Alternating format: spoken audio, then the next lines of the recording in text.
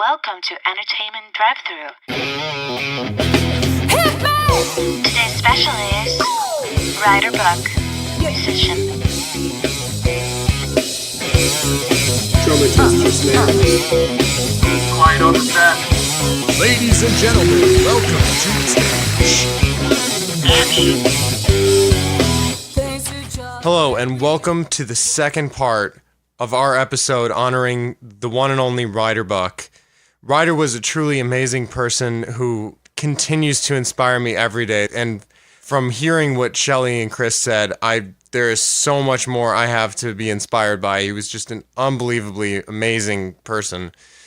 And but for this part of the episode, we actually got stories from a bunch of Ryder's friends and family. They share these just wonderful stories that you're going to hear, and we get to listen to a bunch of Ryder songs performed with Ryder Buck and the Breakers, with Reed on the vocals, Ryder's brother, as well as a bunch of tribute songs that people have written for or about Ryder. We hope you enjoy this, and thank you again for listening. My name is Andrew, and this is how I met Ryder. So, here was in Pasadena, brand new to the place, new to LA. LA's terrifying. I don't like it. I come from a small, itsy-bitsy, tiny, whiny place. And even though I traveled quite a bit, I came to LA with a lot on my shoulders. Hadn't really made any new friends.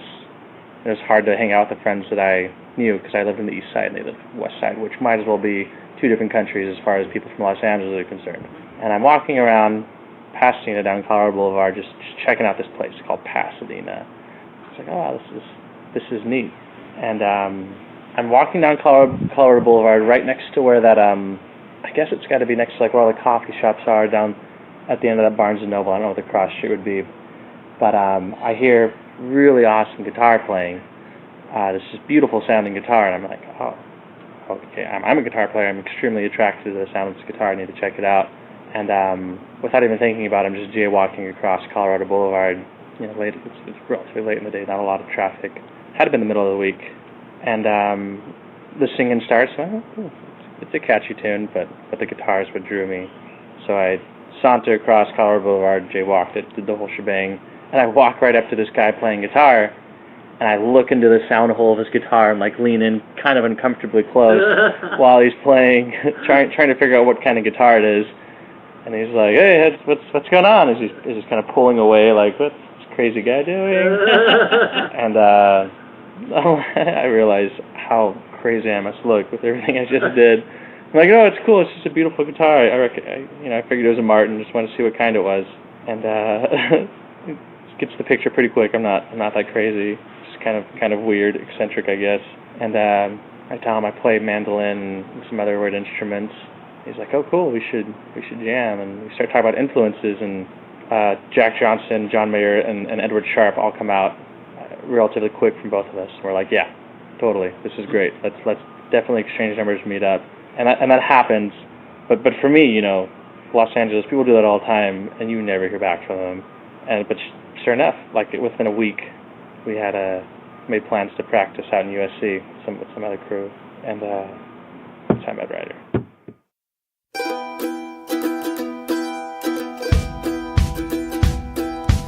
Cloudless night not long ago, I met a girl so fair, a crown of daisies on her head and moonlight in her hair, the softest eyes of golden brown and softer skin to match.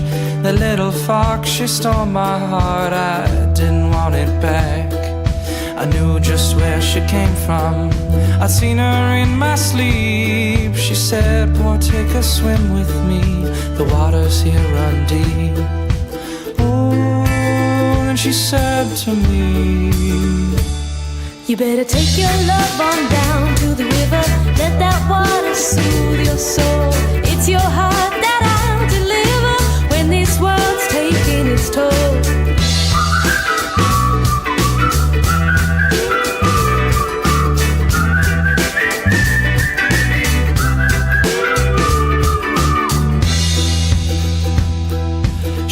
That I'd grown weary of all the same old things. I never knew the land of gifts a simpler life might bring. She said, "Boy, don't you fight it. If there's one thing I know, the grain will hurt your brain. You gotta take it slow.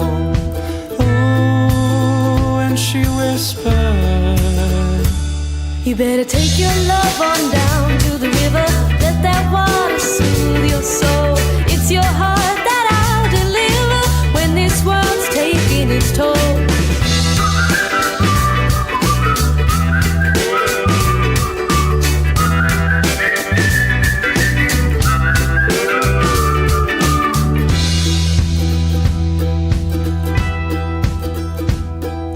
We married by that river mouth where ocean touches land.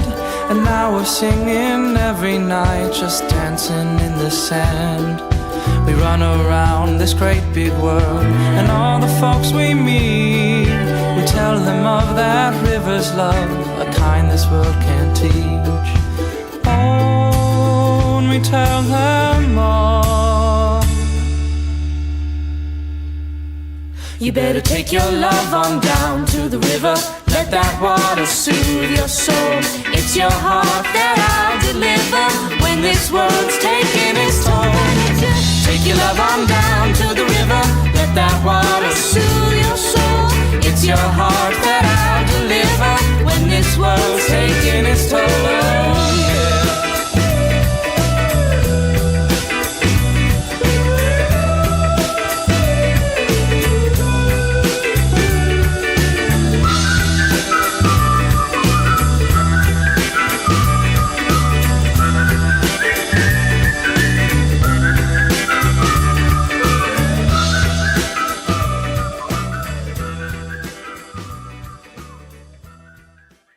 So one day I told Ryder that I was doing a 30-day song a day, so 30 songs in 30 days.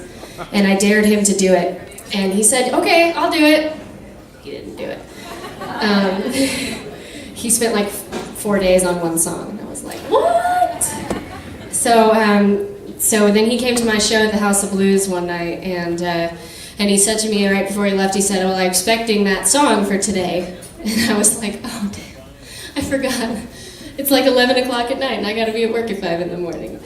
So he had dared me a little while before. I don't do dares normally, but he dared me to write a song about him and how I felt about him and use his name. And I said, I'll do it if you do it about me. And he said, well, I'd have to be inspired. So that night I decided, well, okay, I guess I'll give him what he asked for, and so this is called Dear Ryder.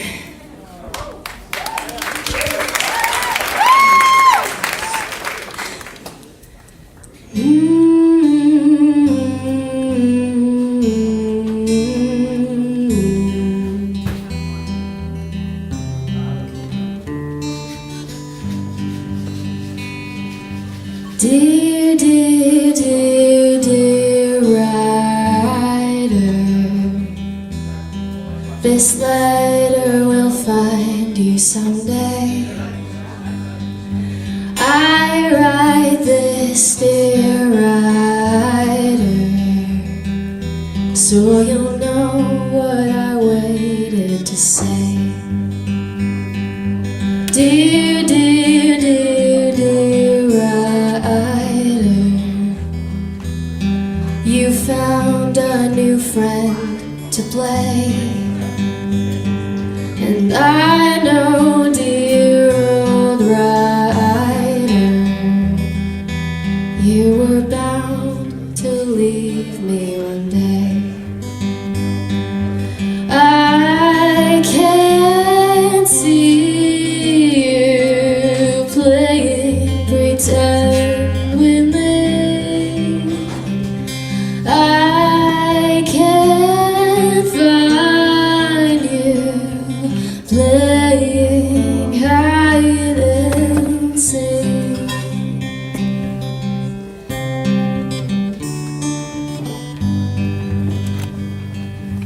I see you still riding with the sun sinking into the sea, but you only see shadow much longer than they should be. I can't see you playing pretend with me. I can't find you playing hide and seek.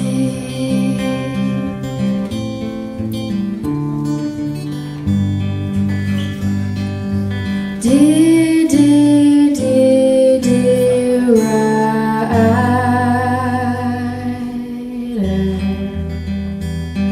the world's not as small as you think. And I know, dear old Ryder, you're never too big for me.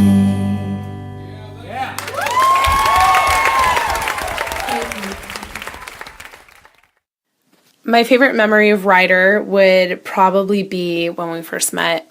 We were lifeguards out walking out a country club, and the lifeguard stations were set up so that one of them had 2 chairs instead of 1 chair. So everyone fought to sit there. We called it Magical 2, so that you wouldn't have to sit by yourself and that you could sit and talk to someone for the entire hour. So I ended up sitting next to Ryder one day, and we had never really had a conversation before, and I just remember that we talked about, how do you know that the person that you're about to marry, like, how do you know that they're the one for you? And I remember asking him that, and he just told me that when that special person comes along, that you'll just know, like, deep down in your heart, because you'll just feel so much love for them, and that you won't doubt anything. And that was, I remember after that conversation, I was like, wow, you know, I really want to get to know this guy better. And I'm just really glad that I did, because, you know, that conversation, looking back on it now, is just kind of a glimpse of what kind of person he truly was and kind of what he wanted to teach people. And he was just so adamant that true love was out there, and that he was just so trusting. And I'm just so thankful, because that's what he taught me in our entire relationship. And going off that story, probably my favorite song that Ryder would sing is Everywhere by Michelle Branch. It always reminds me of him, because after that I kind of strategized how to hang out with him outside the pool. And I've never played guitar before, but I knew that he did. So I decided to ask him to teach me how to play the guitar and play that song. So every single time I hear it, I always think of him.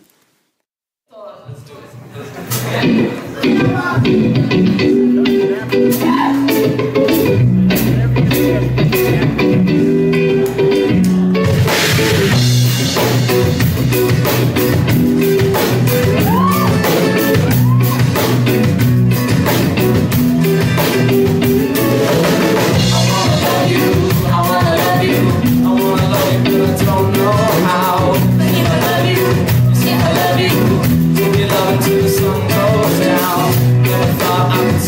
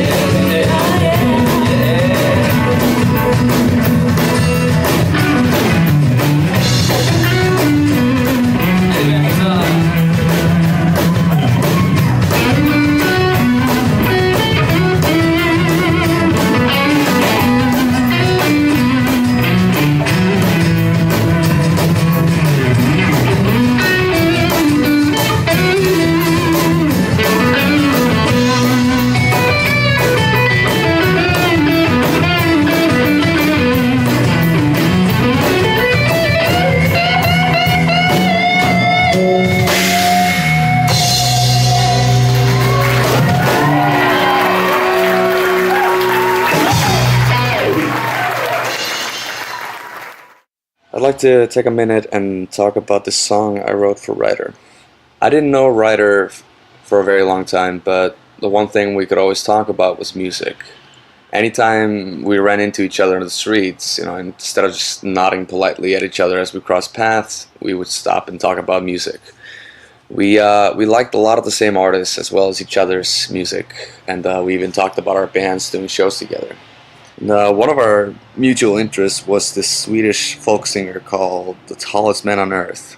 So the last time I saw him was at Michael Anderson's Songwriters Club. It was just a few days before the incident. He was showing us a new song that he wrote, and I told him that I liked it a lot because it reminded me of The Tallest Man on Earth, and his reaction was great. He threw up his fist, Breakfast Club style, and went, "Yes!" And I asked to borrow his guitar when I was showing my new song, and of course I broke one of his strings. The style of the song I wrote for him is very similar to The Tallest Man on Earth, so it's sort of a reference to my last moment with him. The song is called Baggage.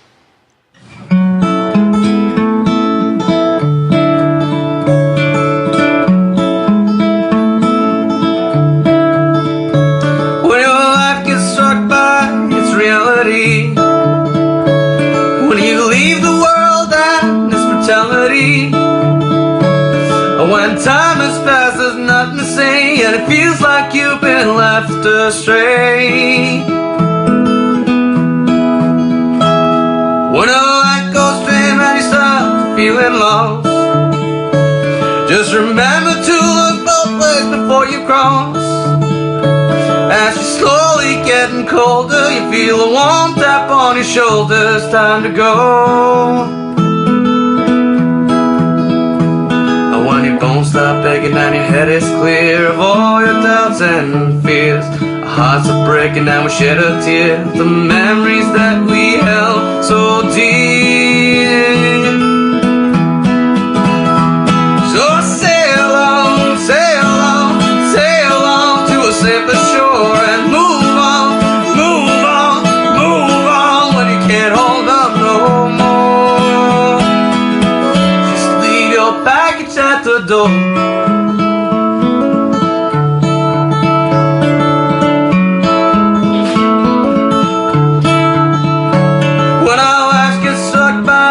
Reality, and we're locked in this world and this brutality.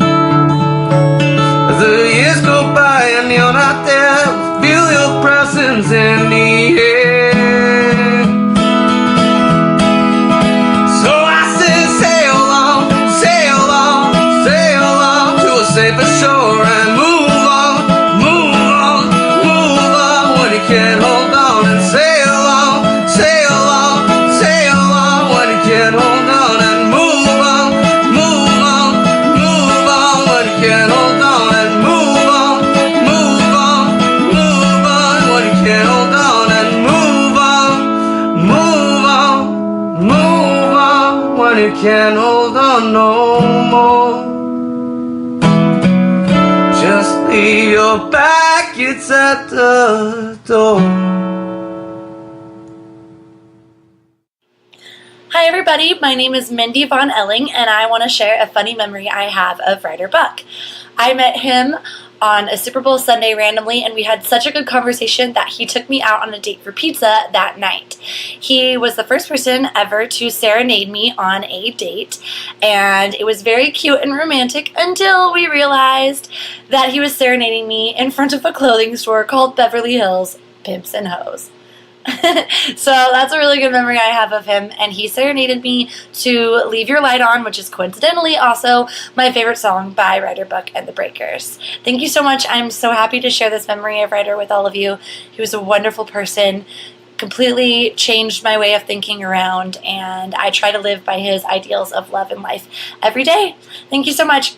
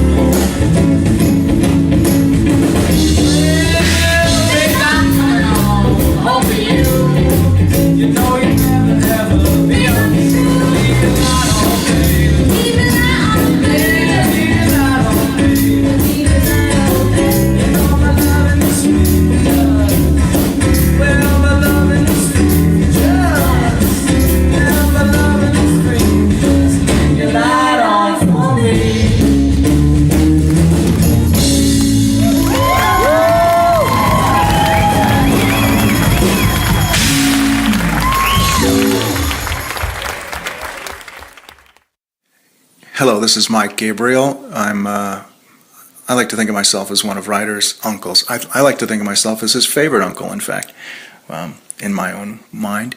Ryder and I had a lovely little talk not too long before he passed away about the afterlife and a book called Proof of Heaven and all that. And, we both certainly, everyone knows he had tremendous faith in spirituality, and we all know he's kind of listening in on this, and I certainly believe that. So I think what Ryder might like to hear is a little music from his Uncle Mike, who's never really shown this side of himself before, but nothing would make Ryder happier than, I think, me playing a little music for y'all. So here's a little song for you.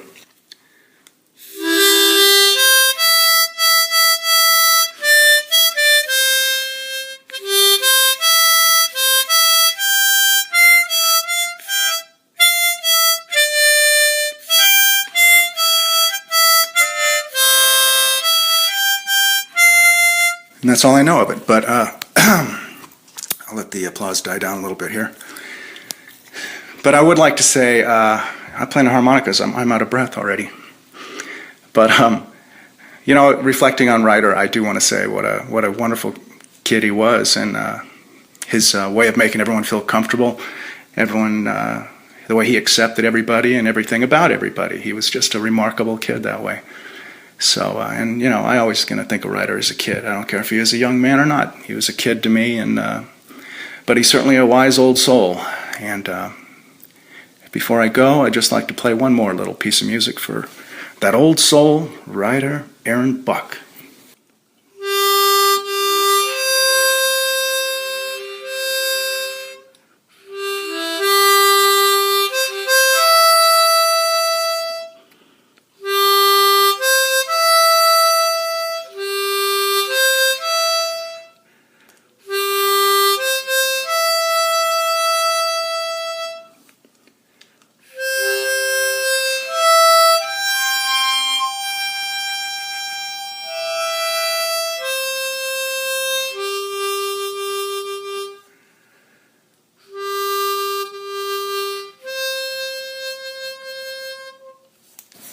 So long, buddy.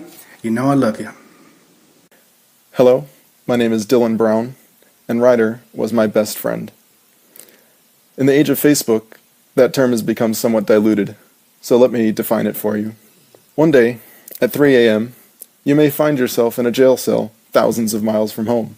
Or possibly, you've been picked up on the side of a road by a forest ranger and allowed one courtesy phone call.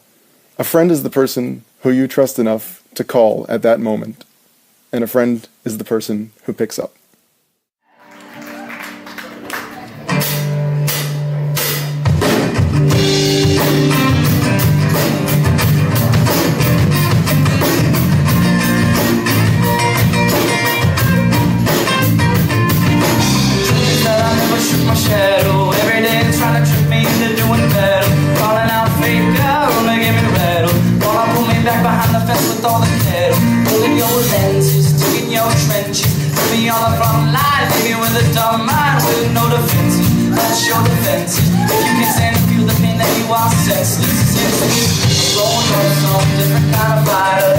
The darkness comes, let it inside you.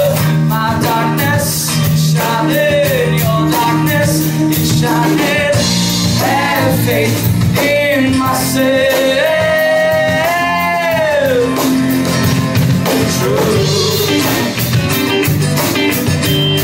Whack like crap.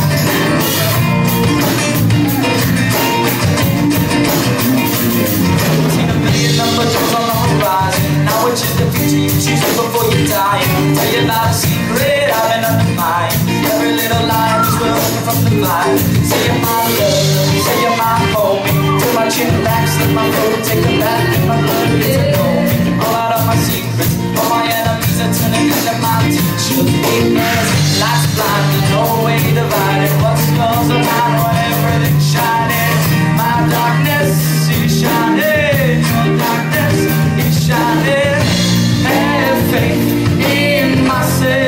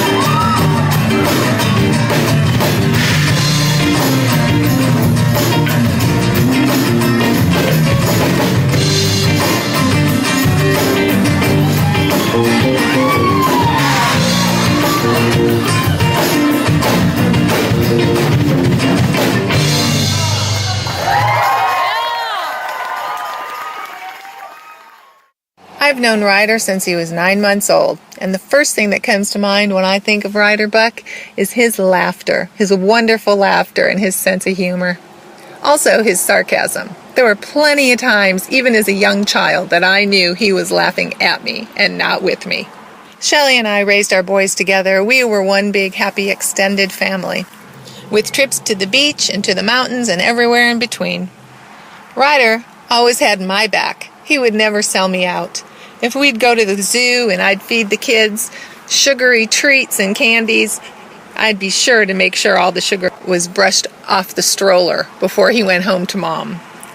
And Ryder never told on me. And then there was the time in Hawaii where we got lost on the backside of the volcano trying to get back to the hotel. Swam in a few ponds, went over a few bridges we weren't supposed to be on, drove through a herd of stampeding cattle. By the time we made it back to the hotel that night, Shelley asked how the trip was, and Ryder said, "Oh, it's fine." Never mentioned I told him and Dylan to step back almost a little too far at the edge of the bridge to get a nice photo and had them stand right on top of a red ant hill. He was up for the adventure, any adventure. We had our share, and I miss him dearly. Until we meet again, Ryder Buck. Dear friend, I am sure we will meet again, where your soul is gone and you're safe and warm is where we'll meet again. Dear friend, I am better for knowing you, for wherever you were, things were brighter for sure. I am better for knowing you. A warrior of pure gold, one of those worth fighting for. So why you had to go, we will never know. Dear friend, 1,000 hearts are crying tonight. What you left behind will be smiles in time, but tonight our hearts will cry. A warrior of pure gold, one of those worth fighting for. So why you had to go, we will never know. Why you had to go, we will never know.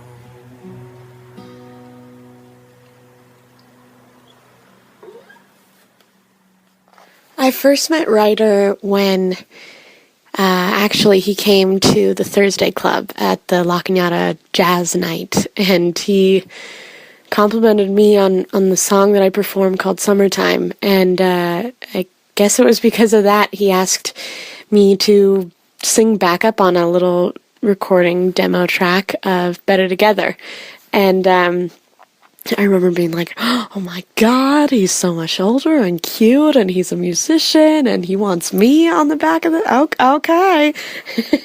And it was the first time I'd ever recorded anything and really done like a small performance like that, I guess. And I was super nervous, and it was the first song that I had ever had my voice recorded on, so that was kind of cool to get that. And from there, he's like, hey, I have a gig. You want to come and sing backup with me next weekend or something? Just some oohs and ahs. And I'm like, okay, sure. And from there, it just kind of kept happening and continued to progress. And, you know, down the line, we ended up forming somewhat of a band that kept changing colors like the rainbow. But it was really something neat that Ryder was always the core of and the heart. And he found the most interesting people who are so lovely, and I'm really, really grateful that I've gotten to meet all these guys thanks to Ryder. Yeah, it's pretty cool. But I remember this one time right before we went and sang at the Crest. We had just come from an earlier gig in Hollywood at like some strange bar. And right before we were going in the Crest, we were waiting a little while. We had some time to kill, and we had this conversation just about like people.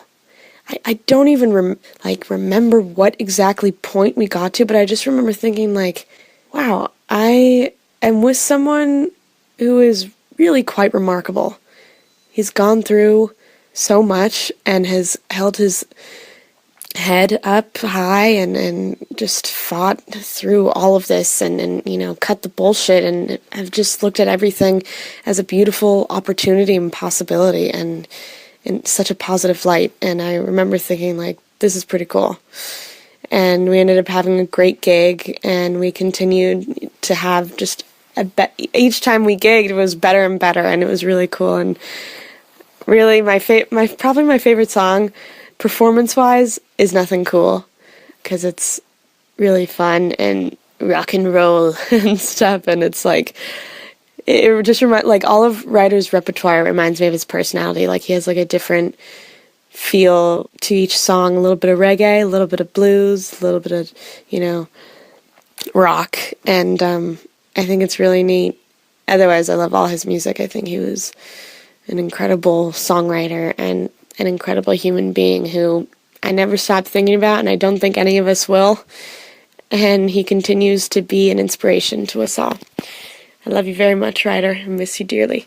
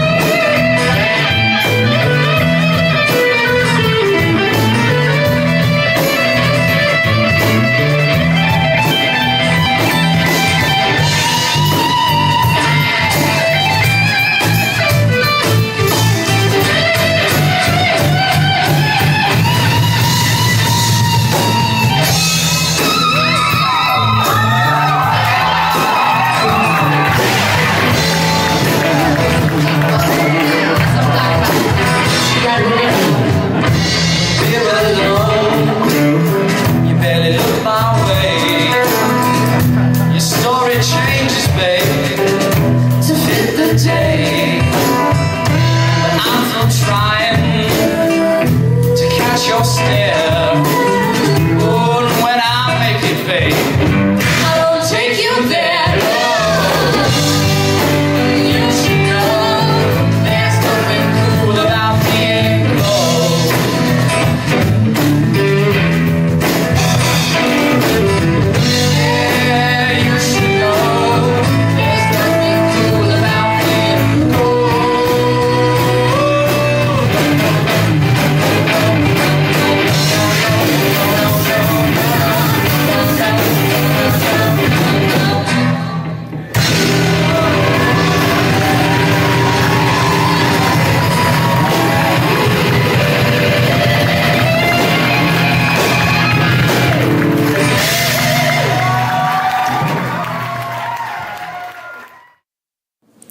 Ryder and I grabbed tea a few days before he left for Bali, and we had a really beautiful conversation that I'll never forget.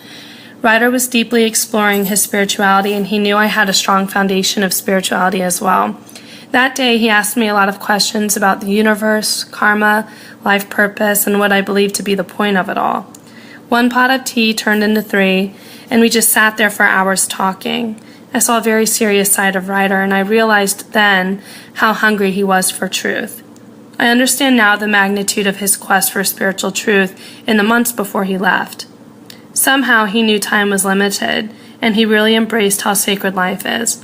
It brought me so much peace knowing he had an unshakable faith, to know he knew exactly where he was going when he left here. My other favorite memory of Ryder is a bit more silly in nature. I came to Pasadena to meet him for dinner, and I found him in old Pasadena playing guitar and singing. As we walked to dinner, we passed a struggling musician performing on the street.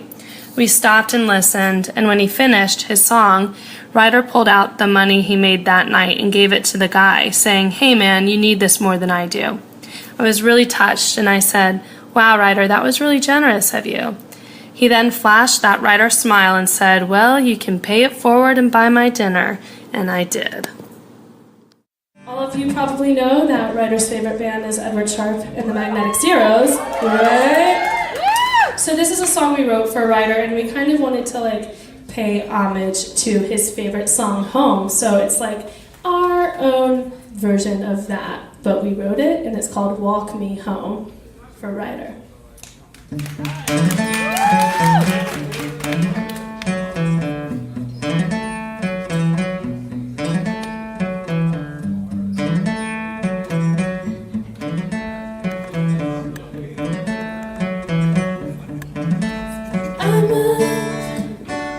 I'm down, I'm in, I'm out. I'm staring at the phone, waiting for you. You say, you know, you're here to grow, but you're wasting time, straying from the road.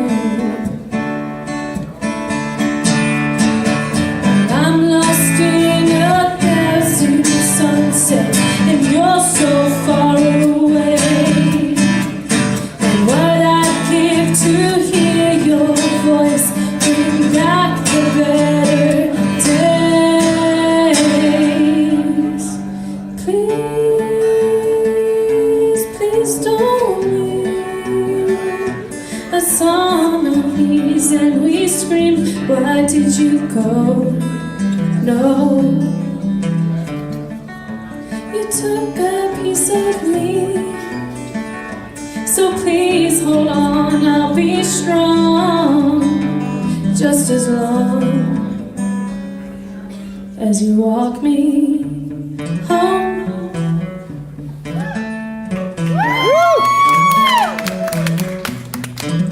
You walk me home.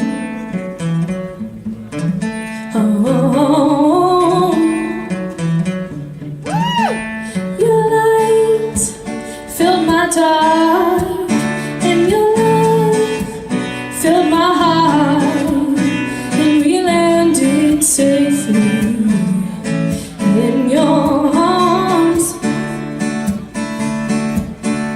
We shared the truth, we cared, 'cause we knew time was sacred, time was ours to lose.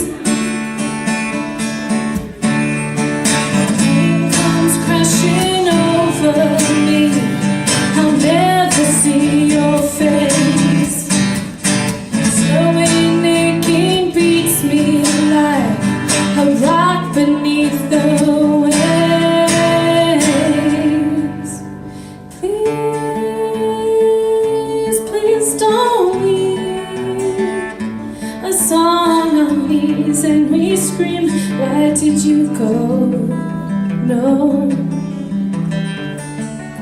you took a piece of me, so please hold on, I'll be strong, just as long as you hug me. Home is where I'll follow you. Home is where you'll take me to. And on my dying day you'll wake me. I know it will be, and we will all be home.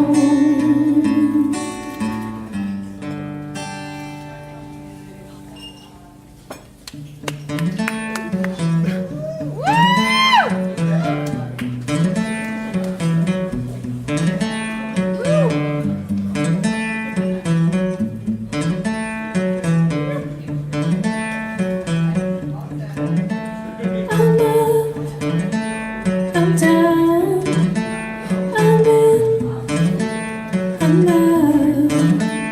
I'm staring at the phone, waiting for you.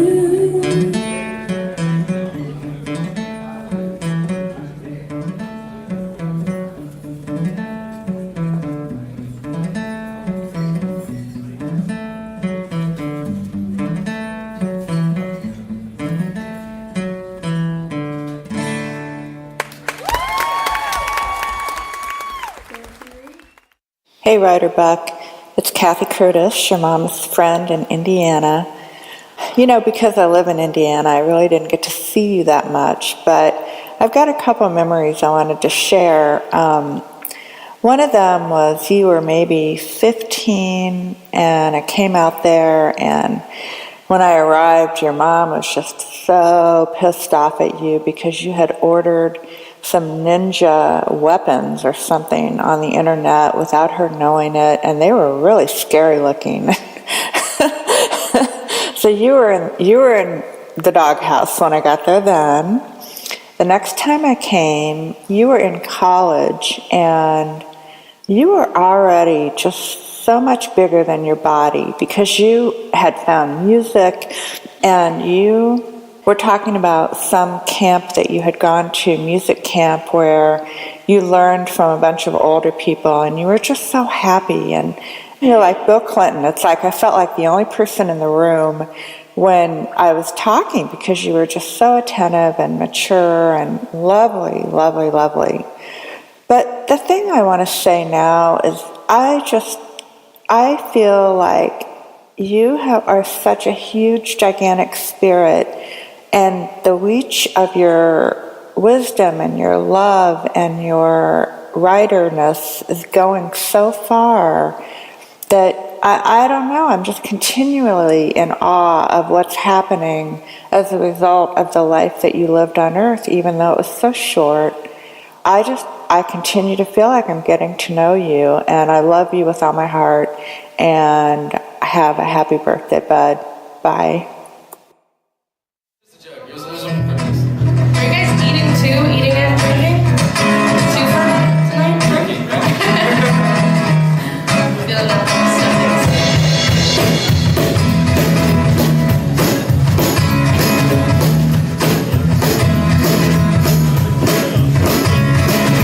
You don't know what it is to be alone. Surrounded by your lies, it's where you feel at home.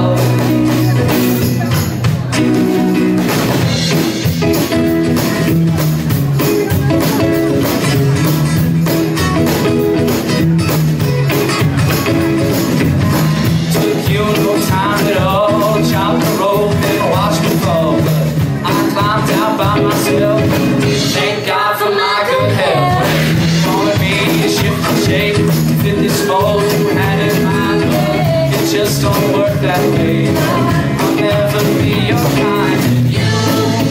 You won't bring me down. No, honey, I won't let you bring me down.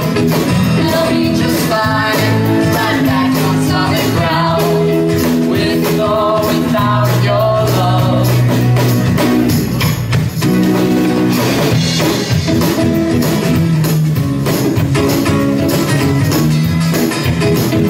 Andrew Bush.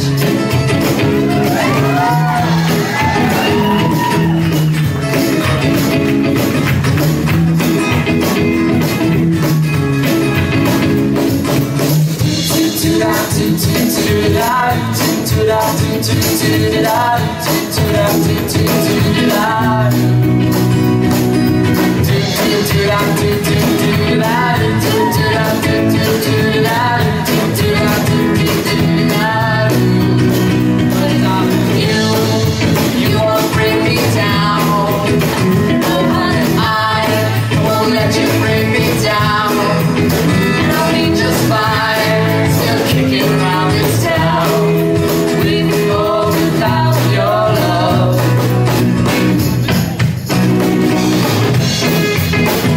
Whoa, whoa, whoa. I see you out there. Whoa, everybody. Whoa,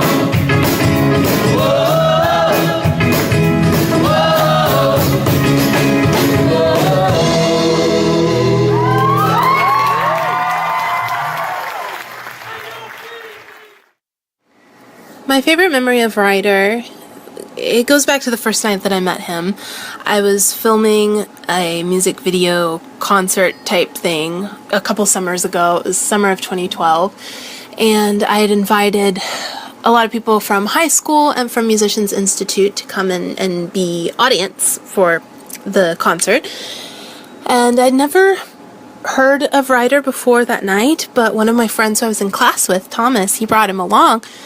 And right whenever I met him, he had this amazing light around him, and I thought he was just so cool, and I knew that he was a very special person. So that night, he was my designated setting changer on my amp, because I was playing 7 or 8 songs, and I had different sounds that I wanted on my acoustic amp, and so he was the one that was reading the list and changing everything. And then after the concert, he told me that he liked my guitar playing and that I had some groovy tricks on the guitar. He said, "Man, you got some groovy tricks on the guitar, girl." So I thought that was really awesome, because a lot of the people who hear my music for the first time, they compliment me on my voice, which I consider myself more of a guitar player, possibly just because I've been doing that longer and I've studied it and whatnot. But I thought it was awesome that he noticed that about me first. And so whenever I found out what had happened last October, I was at school working on a project, and I immediately called my mom to come pick me up, and she took me home. And I started playing guitar. I didn't know how to deal with what I was feeling, because I haven't lost a lot of people in my life. And I started playing guitar. I'd had this chord progression, this really awesome, like groovy, if you will, chord progression that I'd been playing on for weeks, maybe even like a month. And I knew right away that I was going to write this song as a tribute to Ryder, because going back to what he said that night about how he liked how groovy I was on the guitar and everything. And I wrote Be Free in about 30 minutes, and I wrote down everything that I was feeling at that time. And it's just about not waiting to talk to somebody until it's too late, because the last time that I saw him, it was in the Passage at Musicians Institute, and he was writing a song. And I know whenever I'm writing a song and I'm in a creative space, I don't want to be bothered, and I'm in the zone. And so I thought I would go say hi to him. But then whenever I noticed that he was writing the song, then I decided that I would wait until the next time I saw him, which didn't happen. And so that's what the song is about, not waiting until tomorrow to speak to people and to make connections, because that's really what life's about, making connections with people that you feel that light that they have around them, like I felt with Ryder. And he's an awesome spirit, and he's kind of like a butterfly in my life. He flitted in front of my face just long enough that I could admire the beauty that he had and appreciate it, and then he was gone. And, I still admire it, and I still appreciate it, and I always will. My favorite song by Ryder is Hangin'. Love that song. It's one of those that gets stuck in your head, and I'm totally fine with that. I sing it all the time, especially the do-do-do-do-do-do-do-do-do part. Yeah, that's my favorite.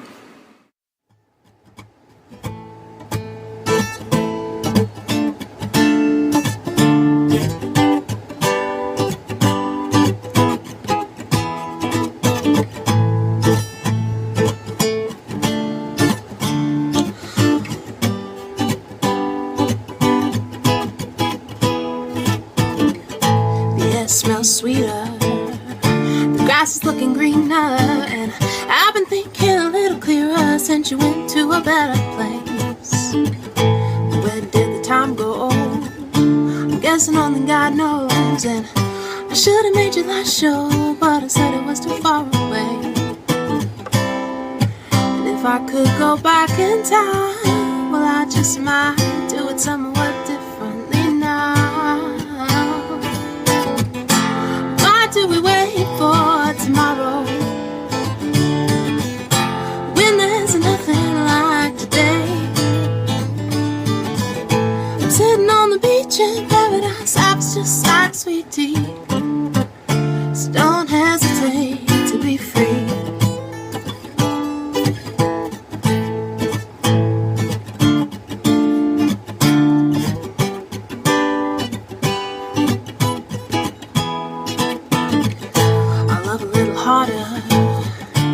Breathe a little deeper, keep on praying to the keeper, share myself through my songs. Be selfless when they're needed, and just because I feel it, you help me to believe in the good that's in people, present all along. And when I look back on my life, I don't wanna wish that I could change a thing. No, no, no, no, no. Why do we wait for tomorrow when there's nothing like today? I'm sitting on the beach in paradise, life's just like sweet tea. So don't hesitate to be free. Live, learn, and never stop loving, beautiful and true. Live, learn, and never stop loving. In this world, we'll lose that part of you. Gotta keep on pushing through. Live, learn, and never stop loving. When I hear those words, I think of you. Why do we wait for tomorrow when there's nothing like today? I'm sitting on the beach in paradise, life's just like sweet tea. So don't hesitate to be free. I'm sitting on the beach in paradise, life's just like sweet tea. So don't hesitate to be free.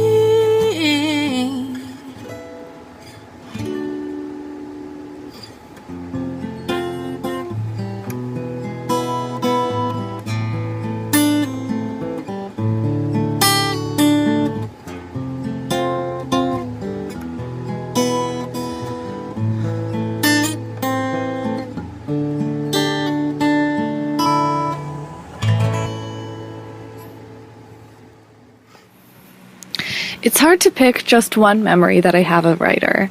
It's hard to think of one moment of the countless hours we all used to spend in the backyard on the trampoline or in the treehouse or on the long drives in the back of the infamous green Buck minivan. But of all the memories of Ryder, the one thing I have to say that they all had in common is this bellyache that I would get from laughing so hard at his witty humor and jokes. But there is one in particular that I guess I can share. So one day, me, Woody, Kelsey, Ryder, Reed, Shelley, and my mom all went to Universal Studios. And of course, as we all know, Reed was quite the entertainer and conversationalist as a child. But all of a sudden, at the end of the long day, as we were leaving the park, we realized that Reed had been lost sometime along the way. And of course, we all began to search around the park frantically. Luckily, we found him soon after. But none of us could really understand how we had managed to lose him. And then, why did we all of a sudden realize that he had been gone? Ryder, however, was really the only one who was able to nail it on the head. All of a sudden, he said, it just got a little too quiet as he started to give Reed a nookie on the head. And there we were, laughing in the parking lot hysterically over a situation that now rather thinking about as a horrible, stressful day was something that I think we would all look back at and laugh. So, happy 24th birthday, Ryder. You better not forget to sing that today is all about me.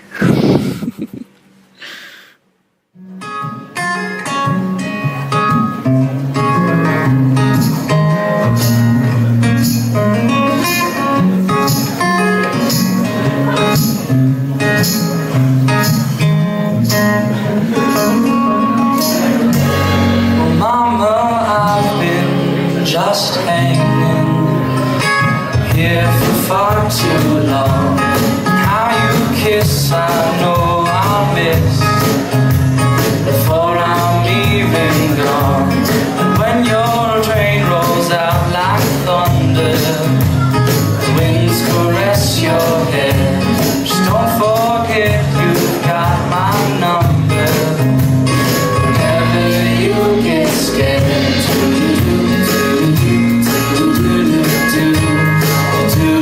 I'll meet you anywhere.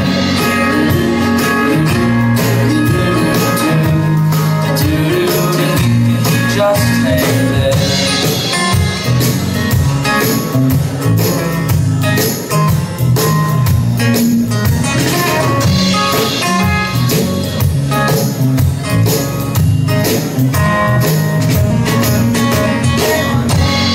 Wrinkled letters spell our story, boxed up beneath my bed. Scenes of your place and that sweet face still playing in my head. From this road I'll make my name now. I wish you could be here. When I get back in your picture frame, well, we can just hang there.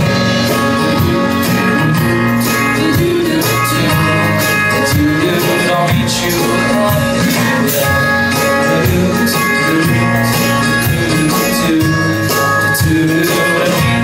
just hang there.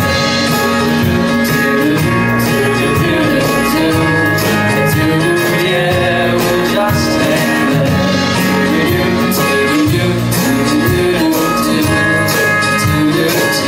Just hang out.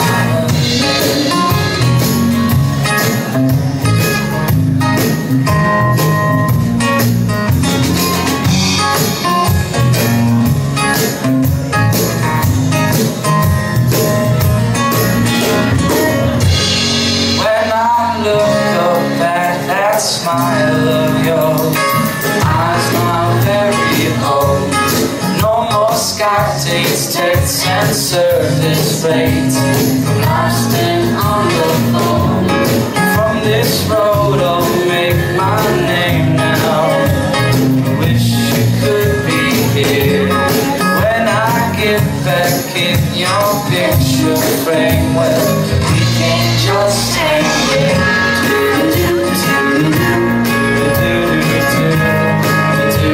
I'll meet you anywhere.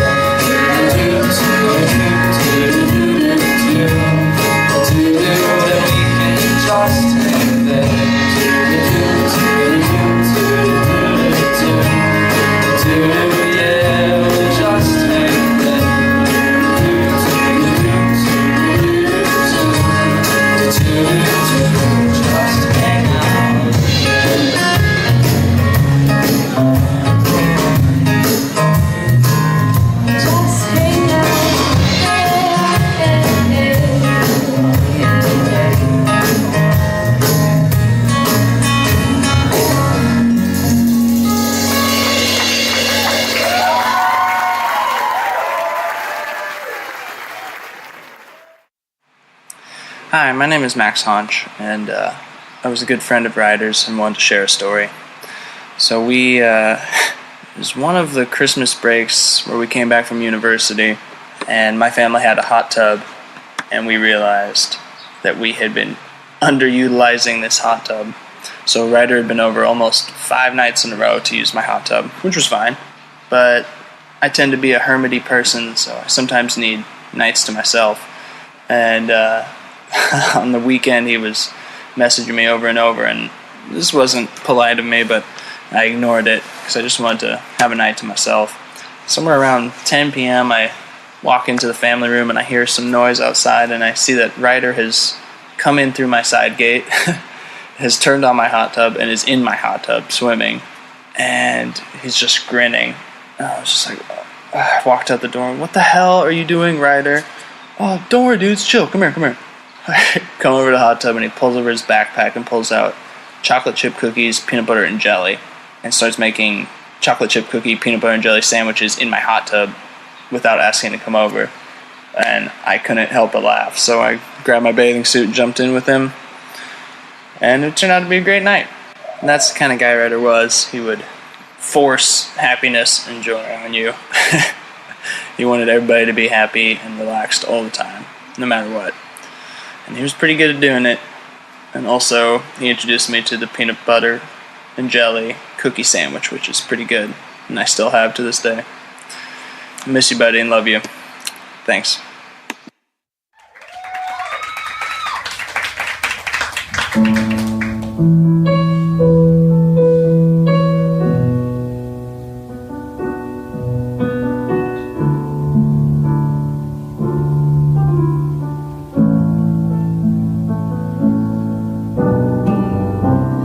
You were the rose among my thorns.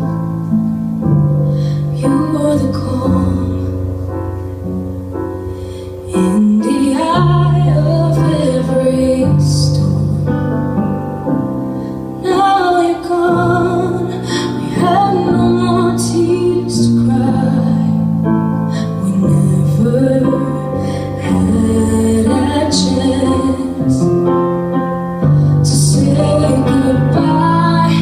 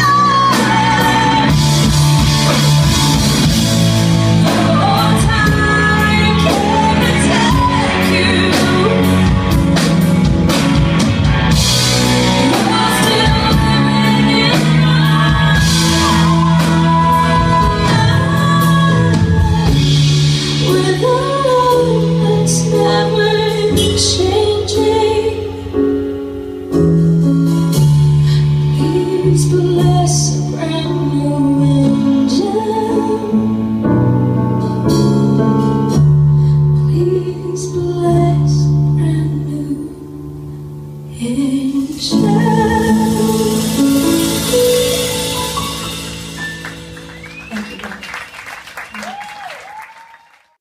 Hi, this is David Wexler. My wife Michelle and I run Janglin' Souls, the official fan club of Edward Sharpe and the Magnetic Zeros. Ryder, our love for Edward Sharpe and the Magnetic Zeros brought us together last year at Big Top. I know it may sound crazy, but Michelle and I truly feel that we were drawn to you in some way, like we were supposed to meet you that weekend. We didn't know you very long, but we will always treasure the time that we were able to spend with you backstage at the Friday night show and hearing your amazing stories about life, music, and how ESMZ saved your life. Our only regret is that we didn't have more time together. We could have listened to you talk for hours. I know you had dreams of someday opening for Edward Sharpe, and hopefully someday those dreams will come true with your brother Reed and Ryder Buck and the Breakers carrying on your legacy. Just a few days before you left us, you asked me to send you our video of the Zeros playing your favorite song, All Wash Out, during their impromptu acoustic jam at Big Top. Now, whenever we hear that song and Alex's words, we think of your big smile, radiant energy, and incredible spirit, and we can't help but feel moved and lifted higher. Beyond the drunken focus of my aim, all my heroes twisting in the flame. Let's let it all wash out in the rain. Let it all wash out in the rain. Night, Ryder. While listening to people tell their stories during home at Big Top in California on Friday night, I heard Ryder's voice thanking the band for helping him beat cancer. We have heard these stories before, but for some reason his hit me, and I felt the need to find him and meet him. After the show, we found Ryder and a few of his friends backstage. After David interviewed Ryder, Ryder made his rounds to meet the band. A little later that night, we reconnected with Ryder and just began talking like old friends. At one point, he said, "Sorry, I'm probably talking too much and keeping you from other people." I immediately said, "Not at all. This is why we are here, to meet people like you." I was just drawn to him and could have talked to him all night. Sunday during the matinee, we found Ryder in the crowd. David had gone backstage during home, and I went over to stand next to Ryder. He greeted me with a big hug, and we stood there and enjoyed the rest of the song together. He had been bummed that he had missed out on the impromptu after show the night before, but had a show of his own that he had been performing in that night. I told him that we had recorded most of it and that David would definitely send him all the footage. I wish we had had more time with Ryder, but I will cherish every moment we did spend with him that weekend. Like many others, I feel that he is my guardian angel. I think about him daily, and whenever I see a rainbow, I know he is there. I wear my Ryder Buck and the Breakers pick necklace all the time, and definitely to all Edward Sharpe and the Magnetic Zero shows.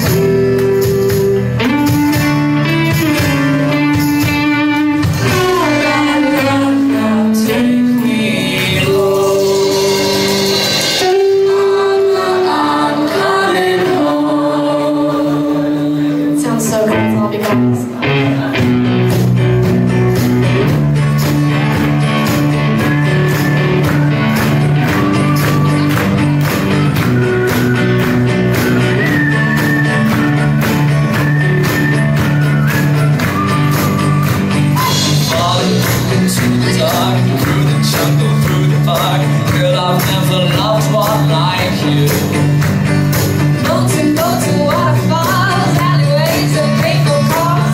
I shall be everywhere with you. Well, that's true. Hoping to if you go tight on a summer night. Could be sweeter than with you. And in the streets we're running free like it's something you and me. Gee, you're something to see. Come home. Home is wherever I'm with you. I'm home. Come home. Home is wherever I'm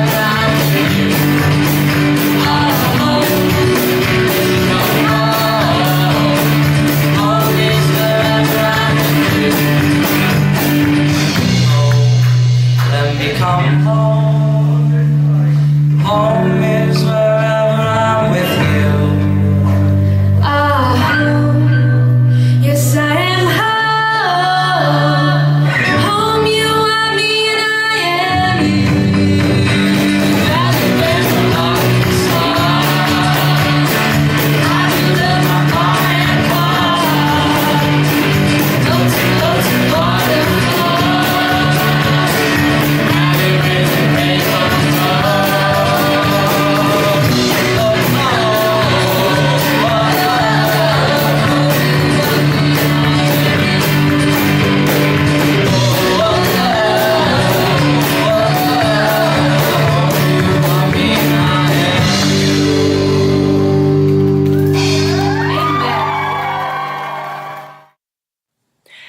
Okay, so favorite Ryder Buck moment. So back when we were in 10th grade, I had been at like a birthday party or something that night, and we had seen The Exorcism of Emily Rose. And since then, I have developed a much thicker skin when it comes to horror movies, but back then, I was a little wimp. And especially with like demons and possession, and that just scared the shit out of me. So after I saw the movie, I was like, wired. Like I get home and it's late and I am not going to bed anytime soon. I'm terrified to like even turn the lights off in my room. Like not okay for a 16-year-old. So I call Ryder and I'm like, Ryder, I'm really scared. I can't sleep. I just saw this really awful movie. Will you just talk to me for a little bit until like I feel okay? And he was like, yeah, of course. Like, of course he did. You know, he's such a good friend. I know if I had called some of my other friends, they would have hung up on me immediately and probably made fun of me for 5 minutes before hanging up on me. But Ryder, just, you know, so caring, wanted to make sure that I was okay. Little did he know that talking to me until I was okay meant until the next morning. He literally stayed on the phone with me all night. Like the sun was coming up when I finally decided I have put him through enough and I can let him go to bed now. And I am so sorry, Shelly, if that phone bill was crazy, but he definitely made me feel a lot better when I was acting like a dumb little girl. So that was just great. Another great moment with Ryder. So we had just been up at Sugarloaf, which is obviously one of Ryder's favorite places. And for those of you who don't know, Sugarloaf is like literally on top of a mountain. And so we're driving back down, like listening to music, probably discussing whatever Black Keys album had just come out. And we're driving down and we just start like smelling something, and we're both like, what is that? What is that? That smells so weird. And like blamed it on the car that had just driven by us. Like, man, that car just must have been really smelly. Like they need like a smog check or whatever. Keep driving. And we smell it again. What is that? Like it smells like something's burning or something. Like, what could that possibly be? And we're like looking around and we don't see anything in his car, and keep going. And then like it just gets so much worse as we're driving down, and then it starts to smell like burning rubber. And I'm like, Ryder, like, is something wrong with your tires? Like, what is going on?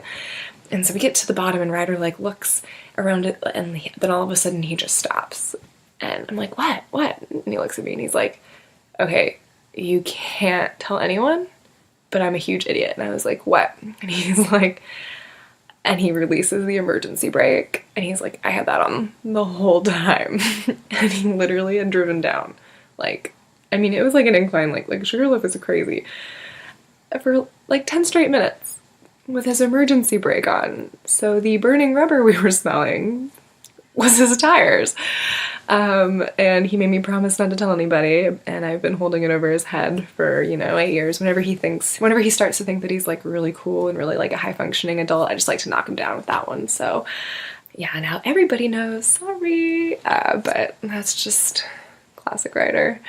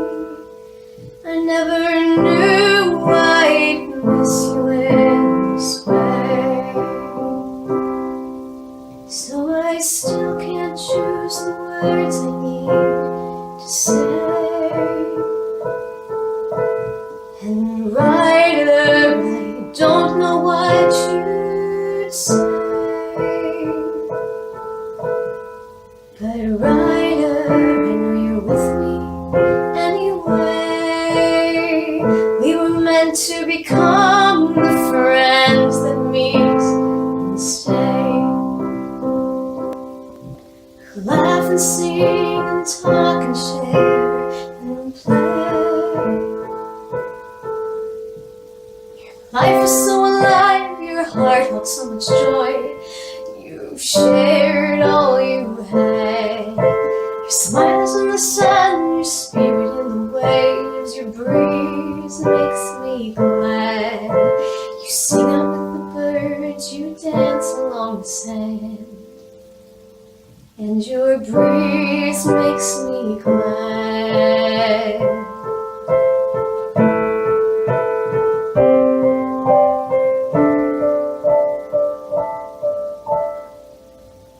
Ryder, I'll never know just what to say, because Ryder, it's like you haven't gone away. Your smile is in the sun, your spirit in the waves. Your breeze makes me glad. You sing out with the birds, you dance along the sand. And your breeze makes me glad.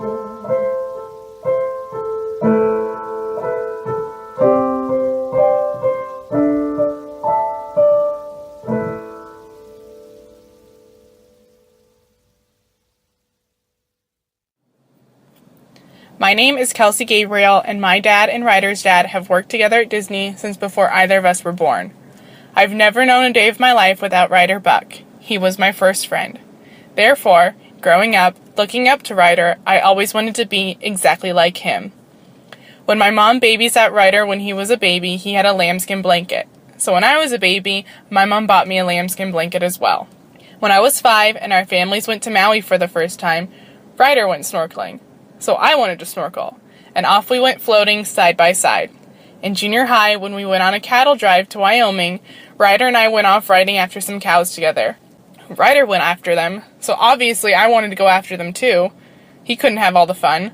Ryder is the big brother I always wanted. My entire life, I've been trying to be just as cool as Ryder Buck. He made fun of me like any good big brother does. Last year, he texted me about one of his shows, and I annoyingly responded, dude, I'm gonna be too busy graduating, to which he lovingly responded, from high school? Congrats, dude. Keep in mind, I was graduating from college at the time. Last June, for my birthday graduation party, Ryder played his guitar and sang to me outside nearly the entire night. He played me new songs he had just written and wanted my opinion. He played me Flowers in Her Hair by the Lumineers because he knew it was my favorite song.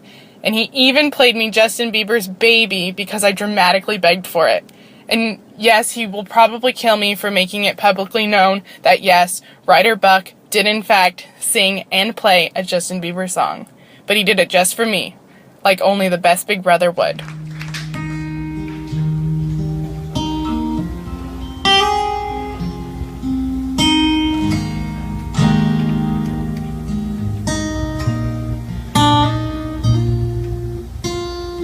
Lonely constellations, they stare back at me, just reflecting their light. It's out across the sea, oh, one day they'll watch it as my own stars align, and these sails catch that breeze, leaving this town behind open. No change in my pockets, salty wind in my hair, drifting off with that current, leading me anywhere on this bella notte, my bella notte.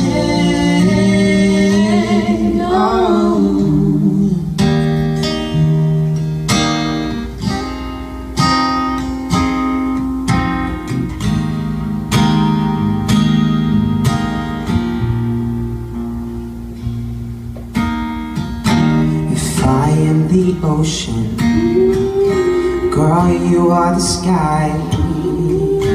This glistening moon of yours moves me down, and I, oh, this bella notte,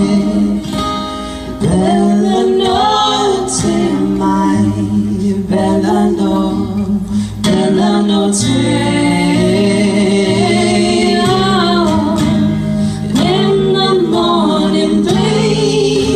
Stand here alone, waiting on the other side of your mystical home. All this bella notte, my bella notte. All this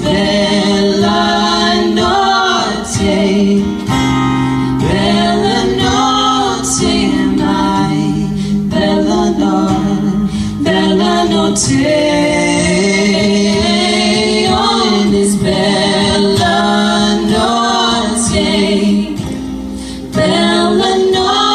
notte, my bella notte.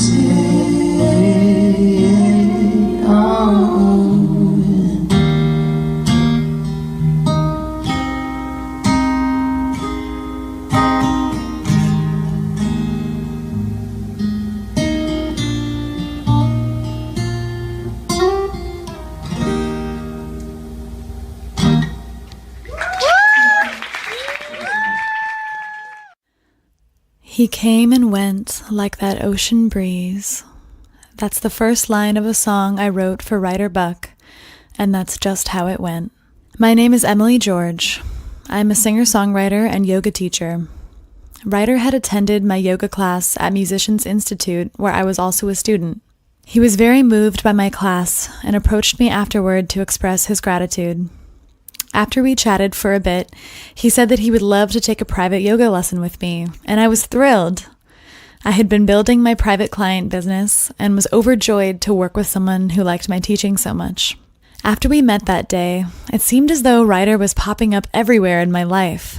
I would run into him often at school, and it seemed that everyone I knew was now speaking of him and hanging out with him.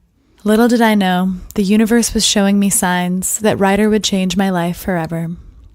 We scheduled the private yoga lesson for a Saturday afternoon, a week and a half after we first met. He showed up about 30 minutes late because he had been surfing in the morning. Not only that, he had stayed up all night recording music at school and then went surfing all morning. By the time he showed up to my lesson, he was pretty exhausted, but we still practiced yoga for an hour. During the lesson, he shared his wishes, dreams, and fears with me.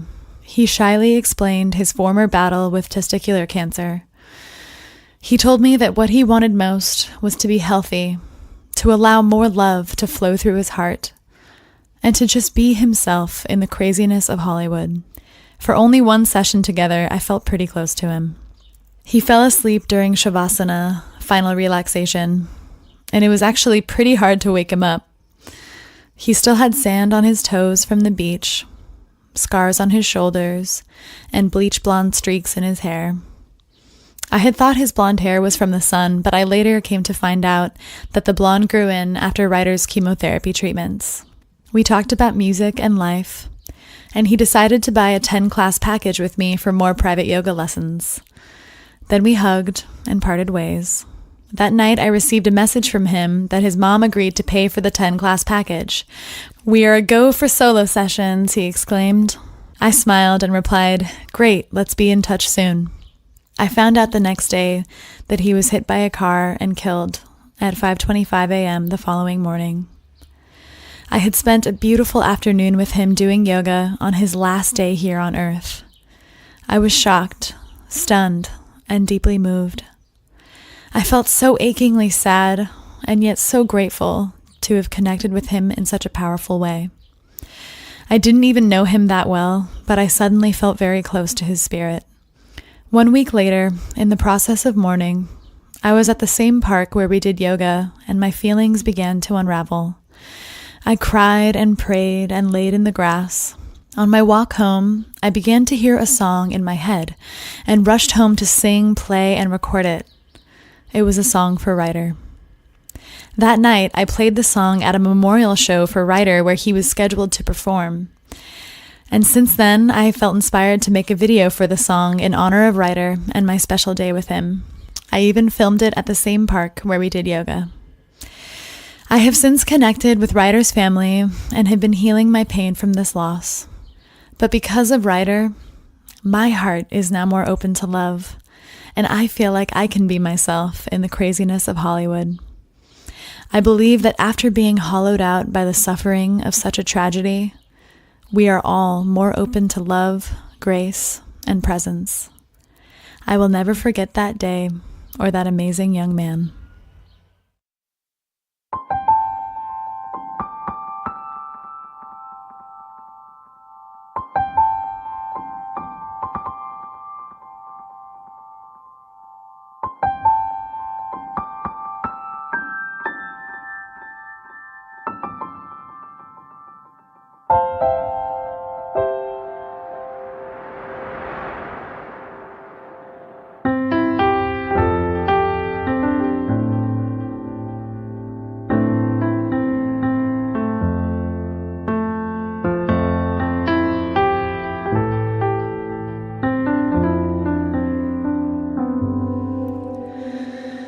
He came and went like that ocean breeze, tossed my ship sailing these uncharted seas.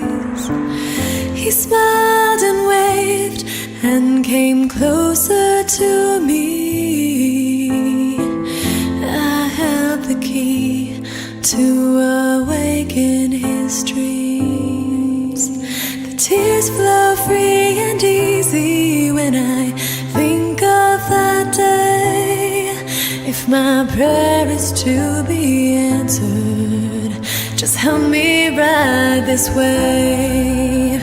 The tears flow free and easy when I think of that day. If my prayer is to be answered, just help me ride this wave.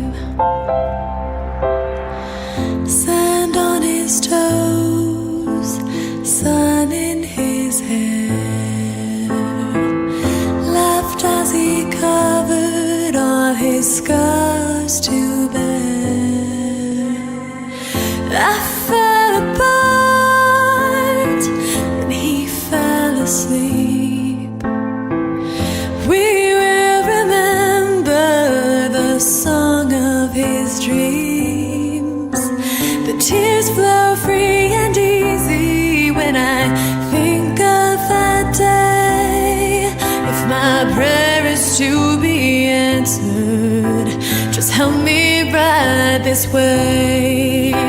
The tears flow free and easy when I think of that day. If my prayer is to be answered, just help me ride this wave. Too soon, too soon,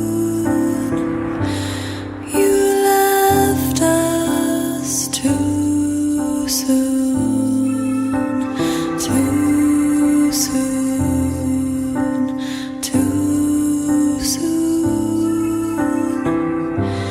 You left us too soon.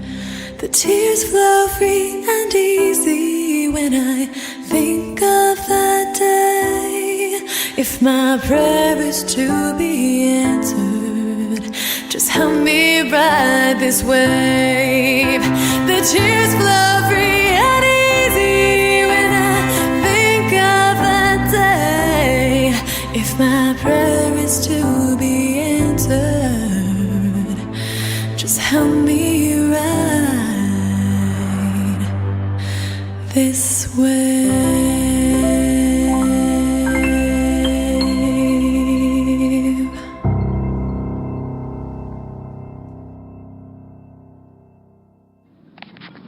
All of my favorite memories of Ryder involve him and his guitar.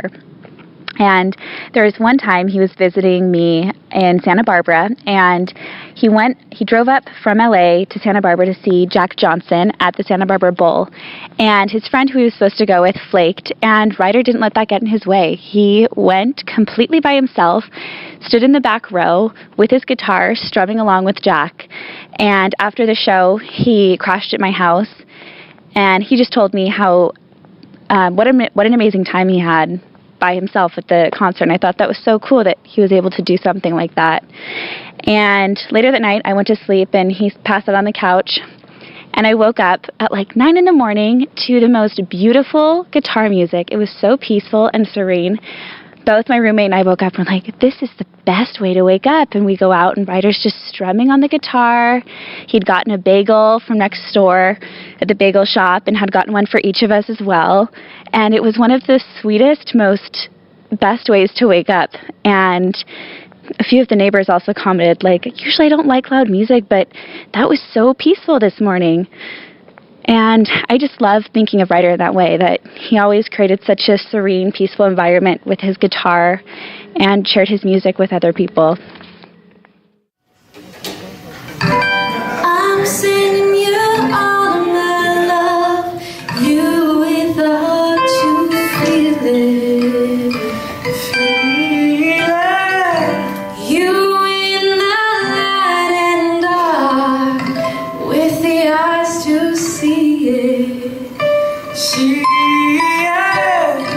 Love go ahead, love stand beside us.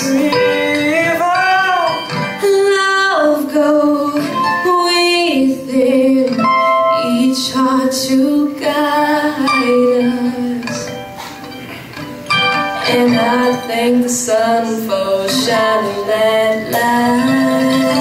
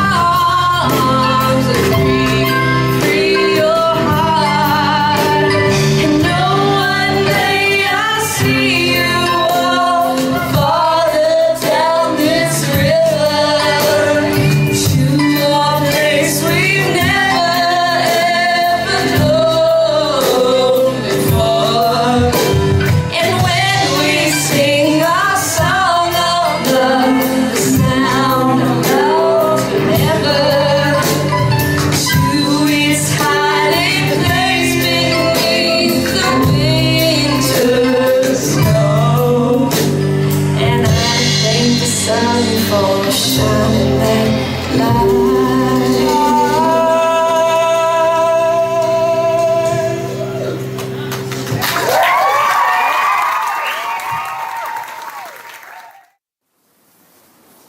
Hi, I'm Joe Henriksen, and I play guitar in Ryder's band in the beginning.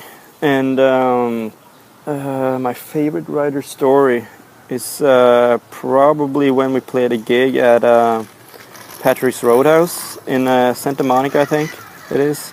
And we were about like halfway through the set, and suddenly Ryder's guitar got like way out of tune. And the sound was so loud on stage that he couldn't tune like on stage, and he didn't bring a tuner as usual.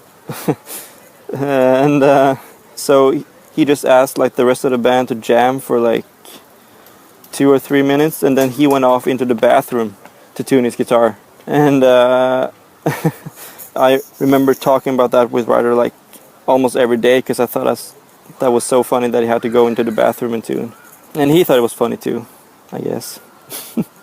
And my favorite Ryder Buck and the Breakers song, I think it has to be Nothing Cool, because I just love that, mean, badass blues rock riff. That's like right up my alley. And I always loved playing the solo on that song, because it was like actually kind of like a Joe Bonamassa song, which he knew I really, really, really liked. And yeah, so yeah, I guess that's it. I miss you, buddy, and I'll see you one day. I feel you everywhere, you're still here even though you're gone. Whispers in the wind, let me know you're close. Don't go, keep singing, oh, keep singing your song. Sand under my feet and you're whistling with the sea. Call me crazy when I hear you laughing with the sunset and me. But you come and go with waves, and there is nothing I can do to stop you from leaving me every time you do. Here's something that nobody knows. I can hear you echoing your songs, your melodies, melodies. You left your mark, you healed my soul. Everything you touched, you turned to gold. You're with me now, you're with us here. I feel you in the night as you cover me with the stars shining down on me, holding me in your arms. I am safe and sound. But you come and go with waves, and there is nothing I can do to stop you from leaving me every time you do. Here's something that nobody knows. I can hear you echoing your songs, your melodies, melodies. You left your mark, you healed my soul. Everything you touched, you turned to gold. You're with me now, you're with me here. Keep singing, oh, keep singing your song, keep singing, oh, keep singing your song, keep singing, oh, we'll keep singing your song. Thank you very much. My dad just told me that you have the same birthday as Andrew, so that was a little bit surprising for me. But happy birthday. And my best memory of you was when you sang a song at the beach, and you told me around in the sand, and then we were at Grammy's wedding, and then we had a big celebration in her backyard, and you sang a song and me and Tara danced. So, happy birthday, Ryder. Bye. Happy birthday, Ryder. Want to sing happy birthday to you? Happy birthday to you. Cha-cha-cha. Happy birthday to you. Happy birthday to Ryder. Cha-cha-cha. Happy birthday to you. Cha-cha-cha. Hunky chicken.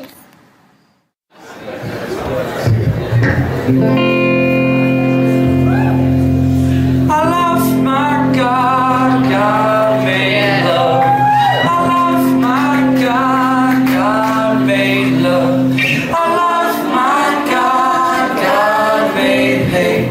I love my God, God made hate. I love my God, God made good. I love my God, God made good. I love my God, God made bad. I love my God, God made me. Well, I don't wanna pray to my maker. I just wanna be what I see. Not like in the man, but the king can go there. But now I don't like the sky over me. Said, help me to sun.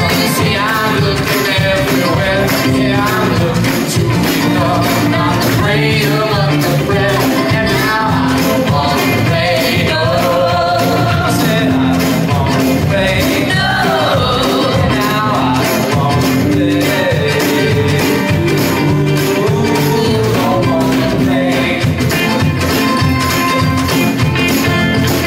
I love my God, God made love. I love my God, God made love. I love my God, God made good. I love my God, God made hate. I love my God, God made bad. I love my God, God made, God made, God made, God made. Well, I don't wanna pray to my maker. I just wanna be feeling free. Not like in a book, all the leaves and trees that should. Without a world that means only nothing. I said, Father, God, and Mom, what I'm saying is that, see, I'm looking to become not the cradle of the breath. And now I don't wanna pray, no. I said, I don't wanna pray, no. And now I don't wanna pray. Don't wanna pray. Not much good to talk, better to walk in. Not much good to take, better to give.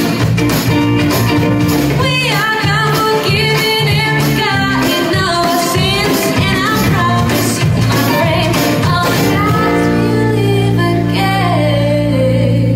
Would you believe that? Well, Father, God, and Mom, what I'm saying is that, see, I'm looking to become not the cradle of the breath. And now I don't wanna pray, no. I said, I don't wanna pray, no. And now I don't wanna pray. Don't wanna pray. But still, I love my God, God made love. I love my God, God made love. I love my God, God made.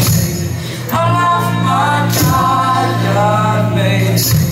I love my God, God made. I love my God, God made. I love my God, God made. I love my God, God made me.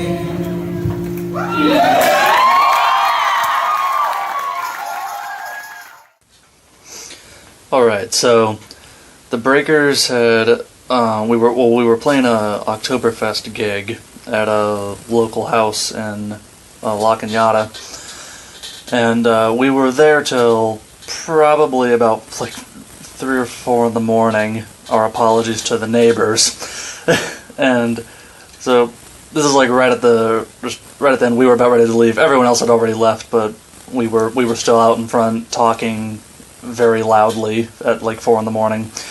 And pretty much everyone there was a little, we're going to say woozy from all the beer. And so our Australian guitar player, Trent Carroll, he was talking about something I don't even remember anymore. And Ryder and I were leaning on the VW that they had, the convertible, and we're just listening to Trent just go on and on and on and on and on about something.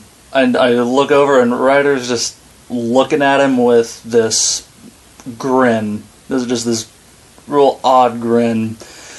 And after Trent finished what he was saying, with it, he has his Australian accent and all that, Ryder just he was still just looking at him with this grin, and he just said, "You sound like you're from London." And I pretty much had to sit down at that point because I was laughing so hard I couldn't even breathe. So, yeah, that's definitely my favorite Ryder story. It's called Say Something. Ready?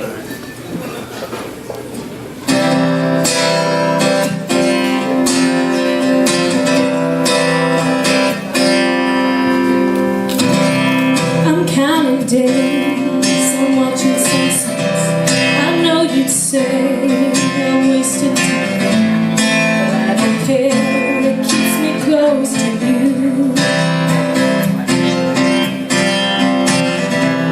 And in my dreams, do I see?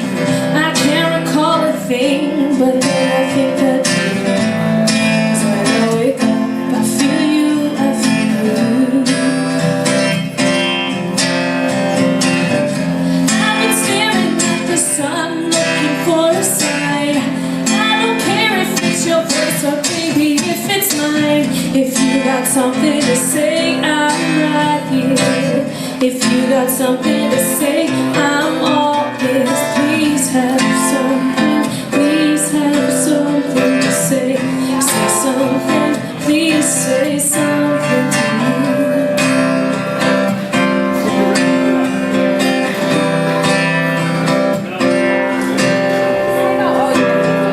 When I feel stuck, I'm scared of me.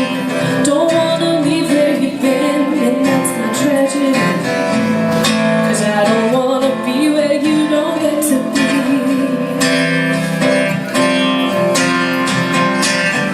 I've been staring at the sun, looking for a sign. I don't care if it's your voice or baby, if it's mine. If you got something to say, I'm right here.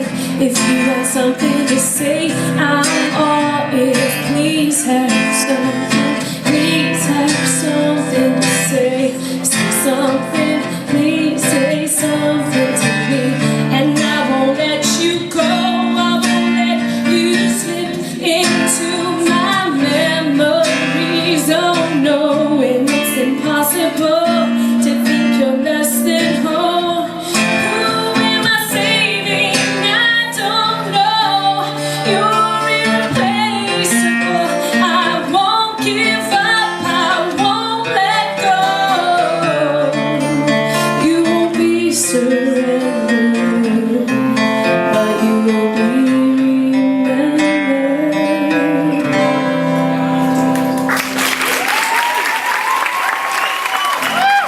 I'm staring at the sun, looking for a sign.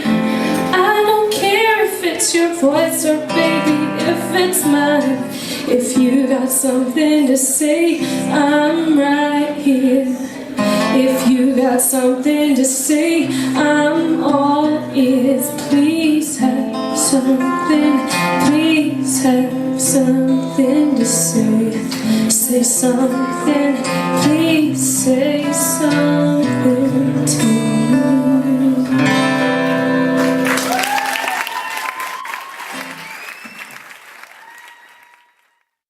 My name is Patty Bridge. Ryder's mom and I were college roommates. Shelley moved to LA, and I live in Chicago, so my memories of Ryder are from a series of visits here and there. I first met him when he was just a baby. an adorable, delightful, playful, and totally chill little guy. In later years, I had the pleasure of seeing him grow into a thoughtful, independent, creative, loving, funny, intelligent little boy, and eventually a kind, talented, courageous young man. But I mostly knew him through his mom, through her stories, her joy, her pain, her pride, her sorrow, her love, that ferocious love.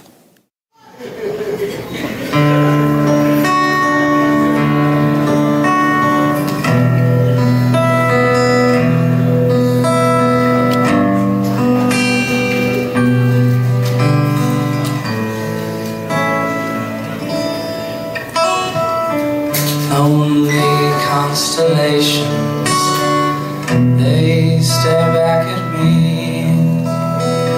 just reflecting their light out across the sea. Oh, but one day they'll watch as my own stars align, and these sails catch that breeze, leaving this town behind. Oh well, no change in my pockets, salty wind in my hair, drifting out with that current, taking me anywhere. Oh, Miss Bella Notte,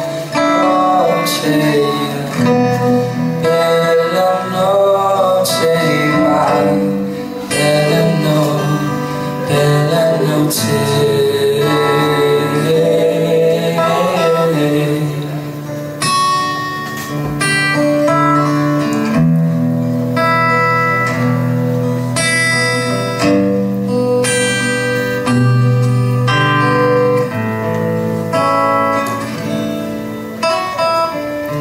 If I am the ocean, girl, you're the sky, and that glistening moon of yours moves me in my tides. Oh, Miss Bella Notte, Bella Notte, my Bella Notte.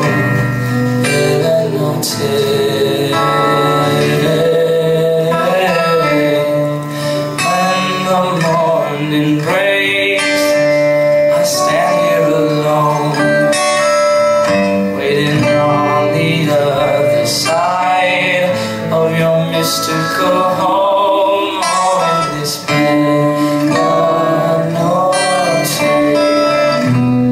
Bella Notte, my Bella Notte.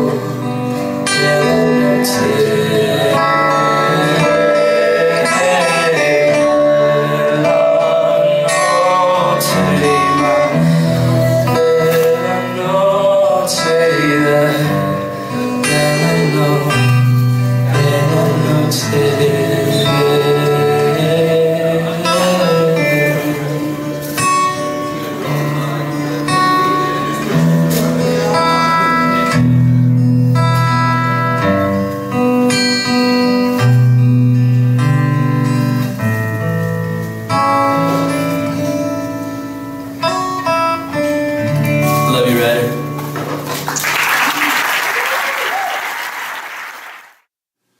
Happy birthday, Ryder. This is Aunt Barb. And Uncle George from Chicago. There are lots of memories and little stories we'd love to share, and one of the oldest ones was when you were quite young and you knew everything there was to know about dinosaurs. You knew all the dinosaurs' names and how to pronounce all of them, and boy, if I pronounced one of them wrong, you corrected me. But one of our most recent memories was a few years ago when we went to the Buck family reunion at Newport Beach, and you brought your guitar and played for us every night on the beach. It was absolutely fabulous, and we loved it, and we really look forward to every night you singing on the beach for us. I just want to interject something. One thing that I remember, Ryder, you were always taking off on that bicycle daily by yourself. Just still wondering where you went, but wherever you went, I'm sure you had a ball. At that time, George and I were newly engaged, and we were preparing for our wedding, and we knew right away after hearing your voice and your guitar that we wanted you to be a part of our ceremony. So we asked you if you would sing the Beatles song In My Life, which is playing right now. And you said that you knew the song and you would play it during our ceremony. So we had a few phone calls, and one of the phone calls you asked if Woody could sing with you because he can really harmonize. And we said, absolutely, that would be just wonderful. So during the wedding day, George has a funny little story. I remember during the wedding day at the church, I remember going to the men's room, and what I thought was conversation through the door was actually you, Ryder, and Woody rehearsing for the lighting of the Unity candle. You know, and you know what? That's what I call commitment.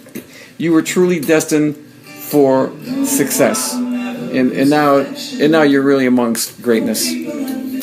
And not too long ago, George was in the basement working out, and the song came on, In My Life, by the Beatles. And I heard it, he heard it, he stopped, I stopped what I was doing, and we met each other on the stairs, and we just think about you all the time, especially when we hear that song, and we miss you, and we love you. Happy birthday, Ryder. Love you. Bye-bye. Do this.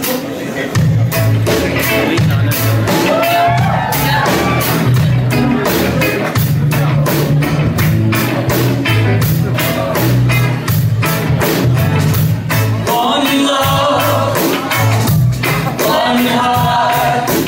Let's get together and feel alright. Hear the children crying. Hear the children crying. Give thanks and praise to the Lord, and I will feel alright. Let's get together and feel alright. Whoa. Yeah. Let them all pass all their dirty remarks. There is one question I'd really love to ask. One heart, is there a place for the hopeless sinner who has hurt all mankind just to save his own belief? One love, what about the world? One heart, let's get together and feel alright. As it was in the beginning, one love, let it be in the end. One heart, give thanks and praise to the Lord, and I will feel alright. Let's get together and feel alright. One love, one heart. Let's get together and feel alright. Let's get together and feel alright. Let's get together and feel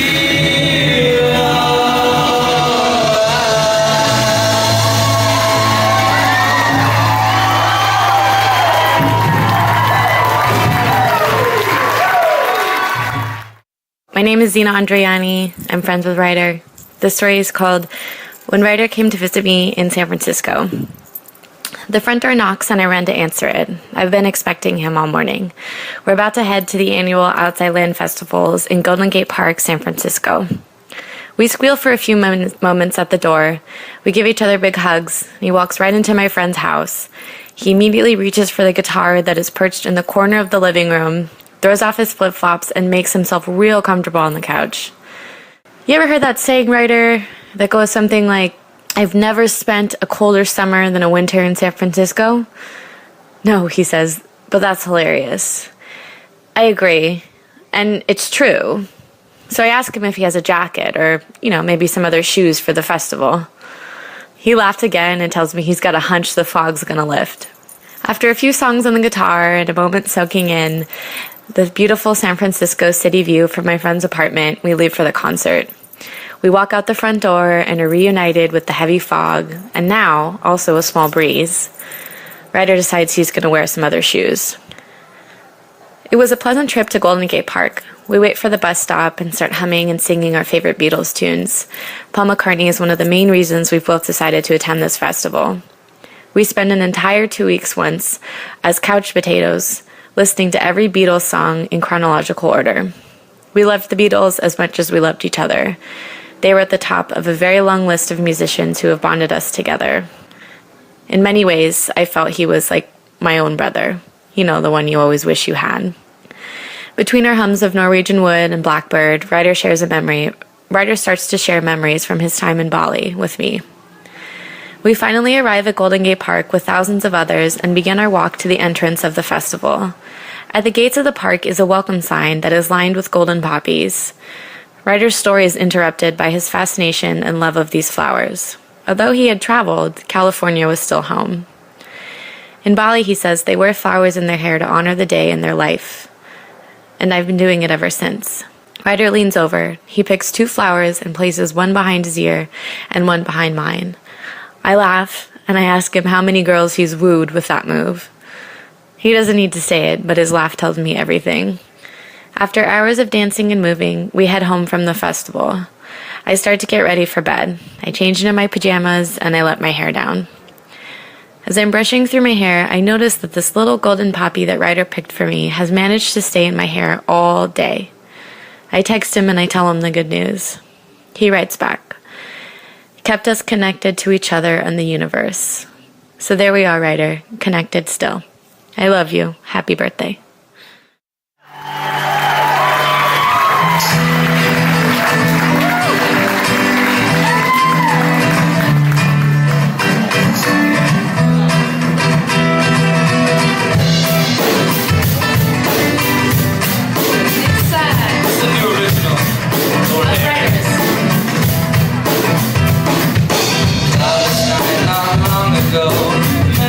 So fair, a crown of daisies on her head, moonlight in her hair, softest eyes, golden brown, soft skin to match. That little fox, she stole my heart, I didn't want it back. I knew just where she came from, I'd seen her in my sleep. She said, "Come on, take a swim with me, the water's here indeed." She said to me, "You better take your love on down to the river, let that water soothe your soul. It's your heart that I deliver when this world's taking its toll."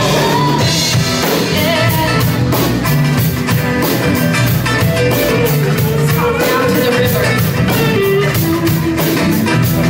She could see that I've grown weary of all the same old things. I've never learned the land of gifts, a simpler life might bring. She said, "Why don't you fight it? If there's one thing I know, I guess the gray will hurt your brain. You gotta take it slow." Oh, and she whispered, "You better take your love on down to the river, let that water soothe your soul. It's your heart that I deliver when this world's taking its toll." Oh yeah. Heavy metal guitar.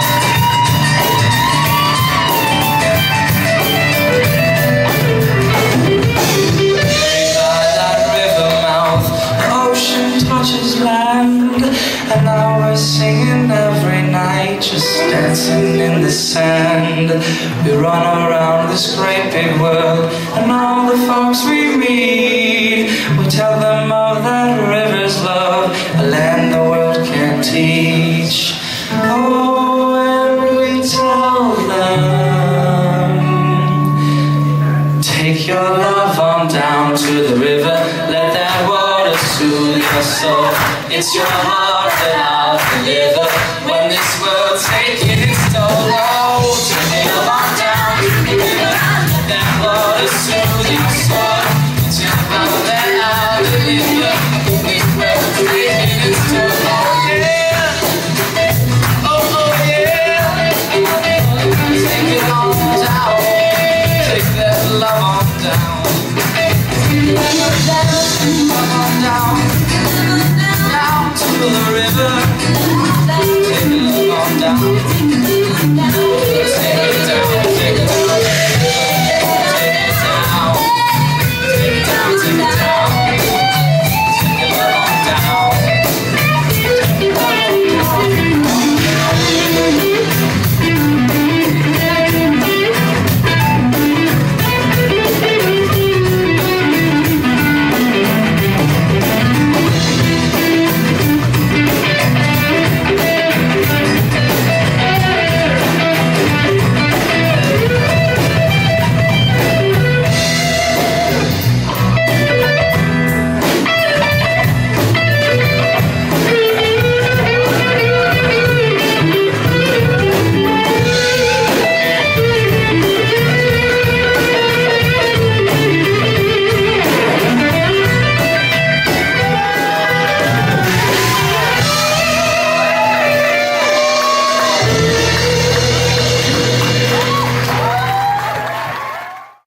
Ryder.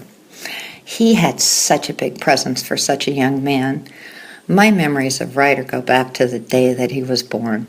I remember that day. It was a joyful day for all of the Bucks, but especially for Chris and Shelley. And I always thought that they gave him such a cool name. It was a name that suited him well. He was such a nice toddler and little boy with his often mischievous smile and his kind and loving nature. I can't help but think of this adorable picture that I have of Ryder with my son RJ, who was his cousin. The two of them have these goofy little grins on their faces, and they're holding these little plastic water guns. I laugh when I think of this because Shelley did not want Ryder to have toy guns. But she finally had to relent when Ryder was so desperate that he bit his toast into the shape of a gun. There were so many special moments during his childhood when the Buck family got together. It was such a joy to watch him interact with his cousins, and he was always such a sweet kid to us grown-ups, his aunts, uncles, and his grandparents. Ryder stayed that way throughout his childhood and adolescence. But during his early adulthood, I think he really changed. After determining that the typical college experience wasn't really for him, right around the time that he started at the Music Institute, I think Ryder changed. His guitar, I believe, is what changed his life. Ryder had found his thing. He was so lucky to have found the pursuit that made him happy, and at such a young age, music had become such an important part of his life. Wherever Ryder was, so too was his guitar. Knowing what his focus was, I think really gave Ryder confidence and made him a lot more mellow. Not that he wasn't mellow before, but this was a kind of mellow that grows from being content. And then came the cancer. That was a real game changer. Not once did I ever hear Ryder say, "Why me?" I was so impressed with the graceful and mature way that Ryder handled such a stunning and life-altering diagnosis. Rather than rage, he studied. He looked into all different forms of spirituality. We had lunch together in the spring of 2013, following which he took me to a bookstore and showed me some of the books that he had read and others that he wanted to get to. We shared ideas and information about near-death experiences because we had both been reading on the subject. Ryder seemed to want to find the essence of life. He seemed to be on a quest to draw the most from his existence that he could, both for himself and for others.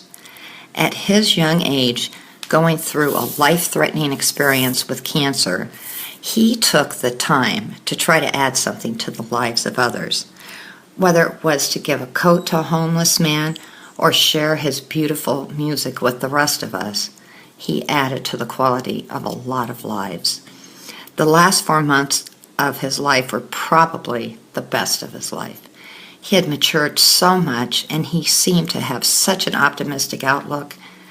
That awful second round of chemo had concluded, and he was able to renew, regenerate, and play a lot of music in Bali.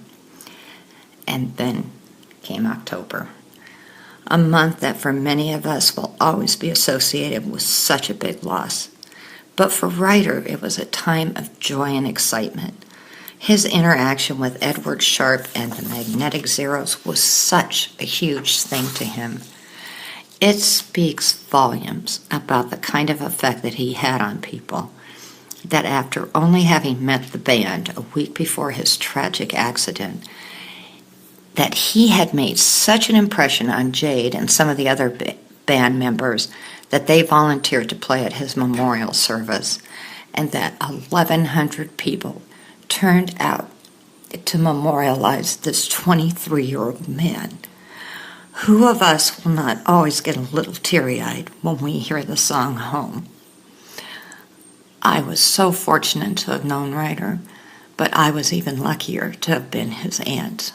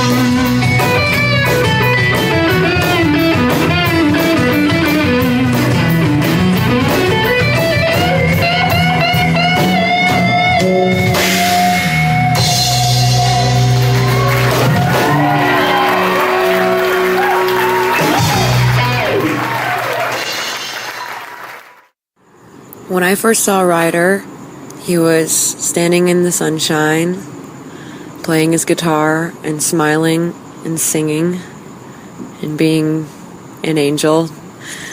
We were introduced and he said, "My name is Ryder Buck." And I said, "You have the coolest name I've ever heard in my life." And we were all kind of just buzzing around each other, and I saw him a few more times throughout that day, and I was dyslexic, and I said, Buck Ryder! And he was like, no, it's Ryder Buck. And he was just this really, really sweet, genuine spirit. And he shared his story about overcoming cancer, and he shared so openly and honestly, and he really touched my heart, and I know he touched everybody's heart who was in his midst. And the last time I saw him, it was nighttime, and he was singing and smiling and playing his guitar, and we're all saying our goodbyes and gave each other a hug, and I told him what an awesome human being he was and thanked him for sharing his story. He really lit up the whole experience of that night for me and for everybody who was around. And he's just a really special spirit, and he touched my heart, and think about him often. Happy birthday, Ryder! Love you, man!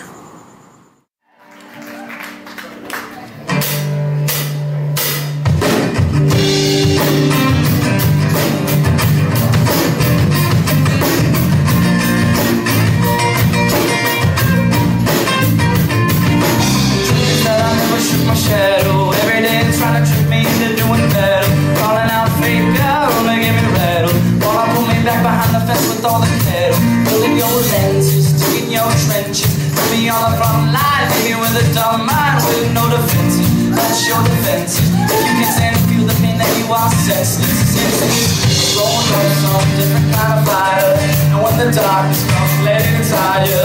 My darkness is shining, your darkness is shining.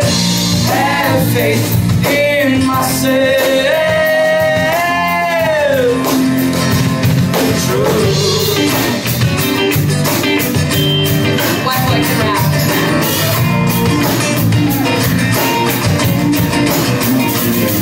Seen a million number jokes on the horizon. Now which is the future you choose before you die?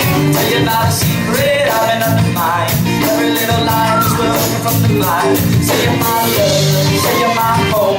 Till my chin back, slip my throat, take a bath in my blood, it's a no. All out of my secrets, all my enemies are turning into my teachers. Ignorance, life's blind, there's no way divided. What scars are mine when everything's shining? My darkness is shining, your darkness is shining. Have faith in myself.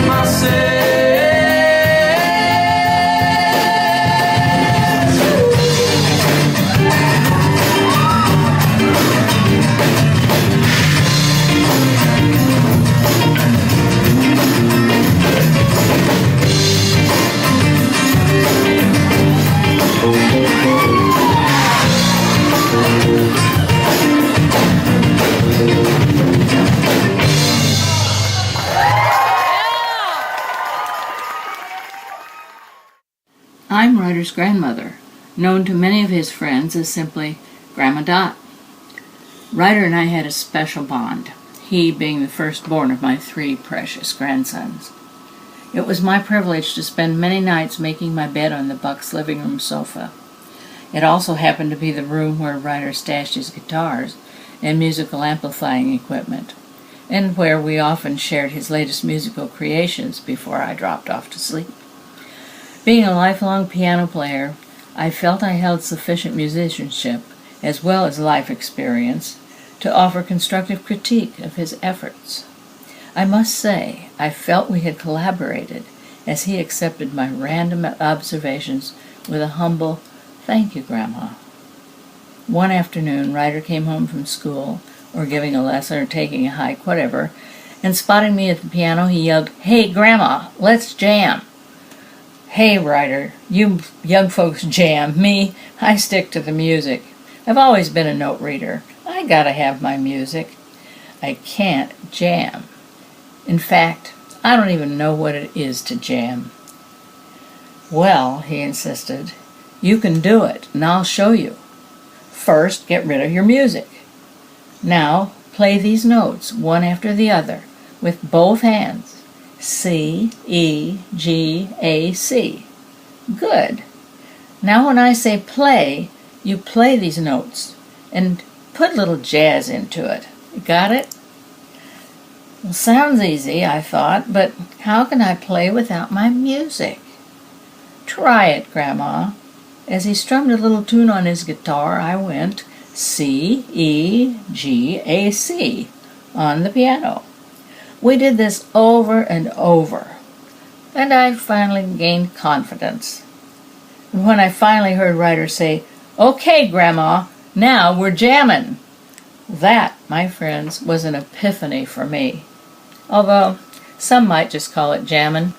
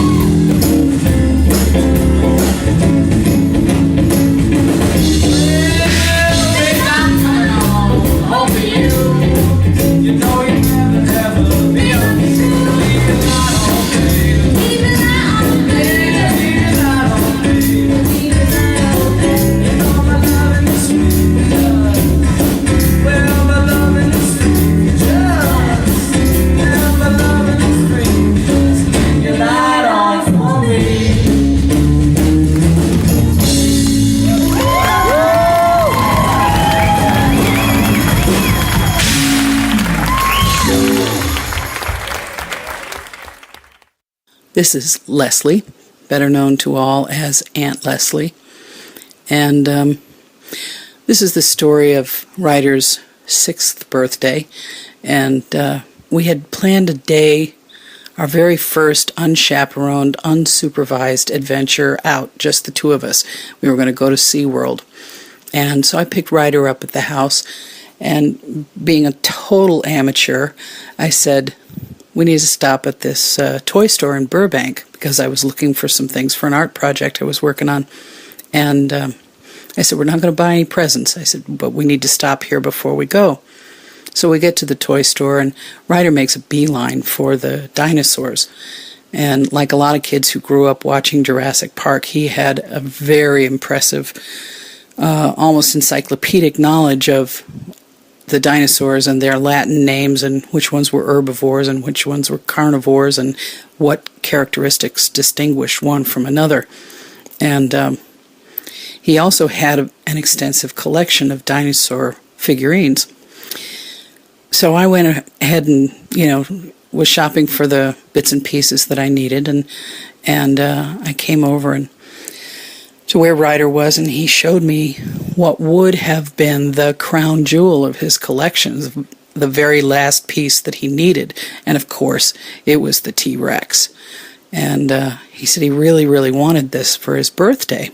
And I said, okay, Ryder. I said, if that's what you really want, then that's what I want you to have. I said, but if we buy the T-Rex, then we'll just go back home and we'll go to SeaWorld another day. I said, so I'm going to make my purchases, and you can think about it for a couple of minutes, and then you let me know what you decide. So I went over to the register, and the woman is looking at me like this is about to break bad any second, and that I've made a horrible, critical mistake. But I make my purchases, and Ryder comes back over, and I said, so Ryder, what'd you decide? And he said, I want to go to SeaWorld. He's very definite about it. Well, I complimented him on what a mature decision that was, and how glad I was that he decided that we were going to spend the day together. And so we left. We got in my car and we started heading toward the 5. And I complimented him again and told him what a mature decision I thought he had made. And he was kind of quiet for a couple of minutes. And then he pipes up, just as bright as he can. He said, well, you know why I said that? And I said, no, tell me. And he said, well, Christmas is coming up. You can buy me the T-Rex for Christmas. If it's possible, I was even more proud of him in that moment, because he was learning to work the angles, and he never really stopped. That was my boy.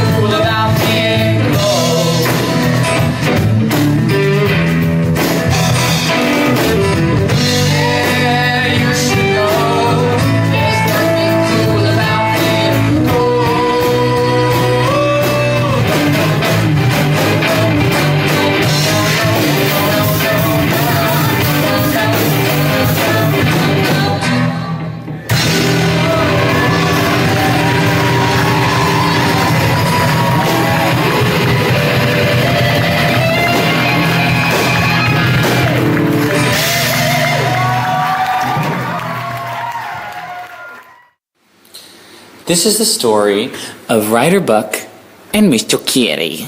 That's Mr. Kitty. So, Ryder went to go see a theater show, a play. I don't know what show it was, doesn't matter. But after the show had ended, he found out that there was a stray cat that had given birth underneath the stage, like that week. And the people who were working at the theater were trying to get rid of, get these kittens a good home. There were like 9 of them. And Ryder had always wanted a cat, but Dad has allergies, so we've never got a cat. So this felt like a perfect opportunity for him. And so this was the night before we left for Hawaii as a family. And back home he comes with this newborn kitten in his jacket. And he walks in, and his bedroom is like all the way through the house. So you have to go through the main hallway, through the kitchen, through the family room, through the den, which is also adjacent to my dad's and mom's room. On the other side is Ryder's room. So he has to go through the whole house to get to his room. And it's right next to my parents' room. So he walks in and he makes it all the way to his room. And then as he's about to open the door, just this tiny little kitten, like just mewing. And my dad, who's in the bathroom, which is right next to Ryder's room, he comes out and he's like, "What is that?" And he's like, "Nothing, it's nothing, don't worry about it."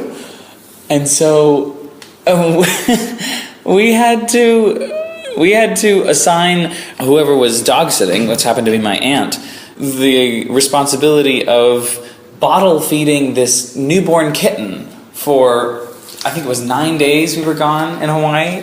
And this cat was just born, like a week old. It was so sad, but very cute. And we just had to put it together. Ryder just couldn't bear to leave this poor little kitten at the theater. He's always been one to capture animals and keep them. And it was, Mr. Kitty was so cute. But Dad just got allergies and became one of Mr. Kitty's biggest fans. So that's Ryder Buck. Happy birthday, man. Love you. Though this was Woody Buck. I don't know that. I'm his brother, so I think I said that. Oh well. Ciao. Buonanotte. Love, love, love. Love, love, love. Love, love, love. There's nothing you can do that can't be done. There's nothing you can sing that can't be sung. There's nothing you can say that you can learn that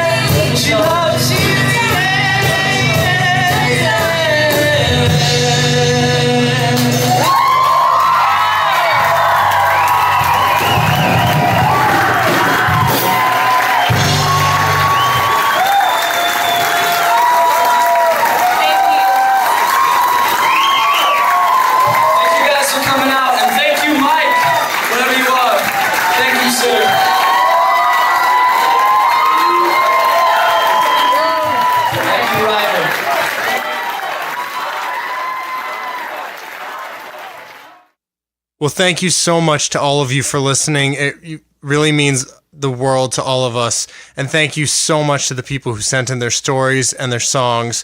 Really, really great. And thank you. And here's to you, Ryder. Happy birthday, man. And for those of you who have never heard this show before, you may not know, but I always end these shows by taking a guitar solo to the end. But I'm going to let Ryder take this one. Take it away, Ryder.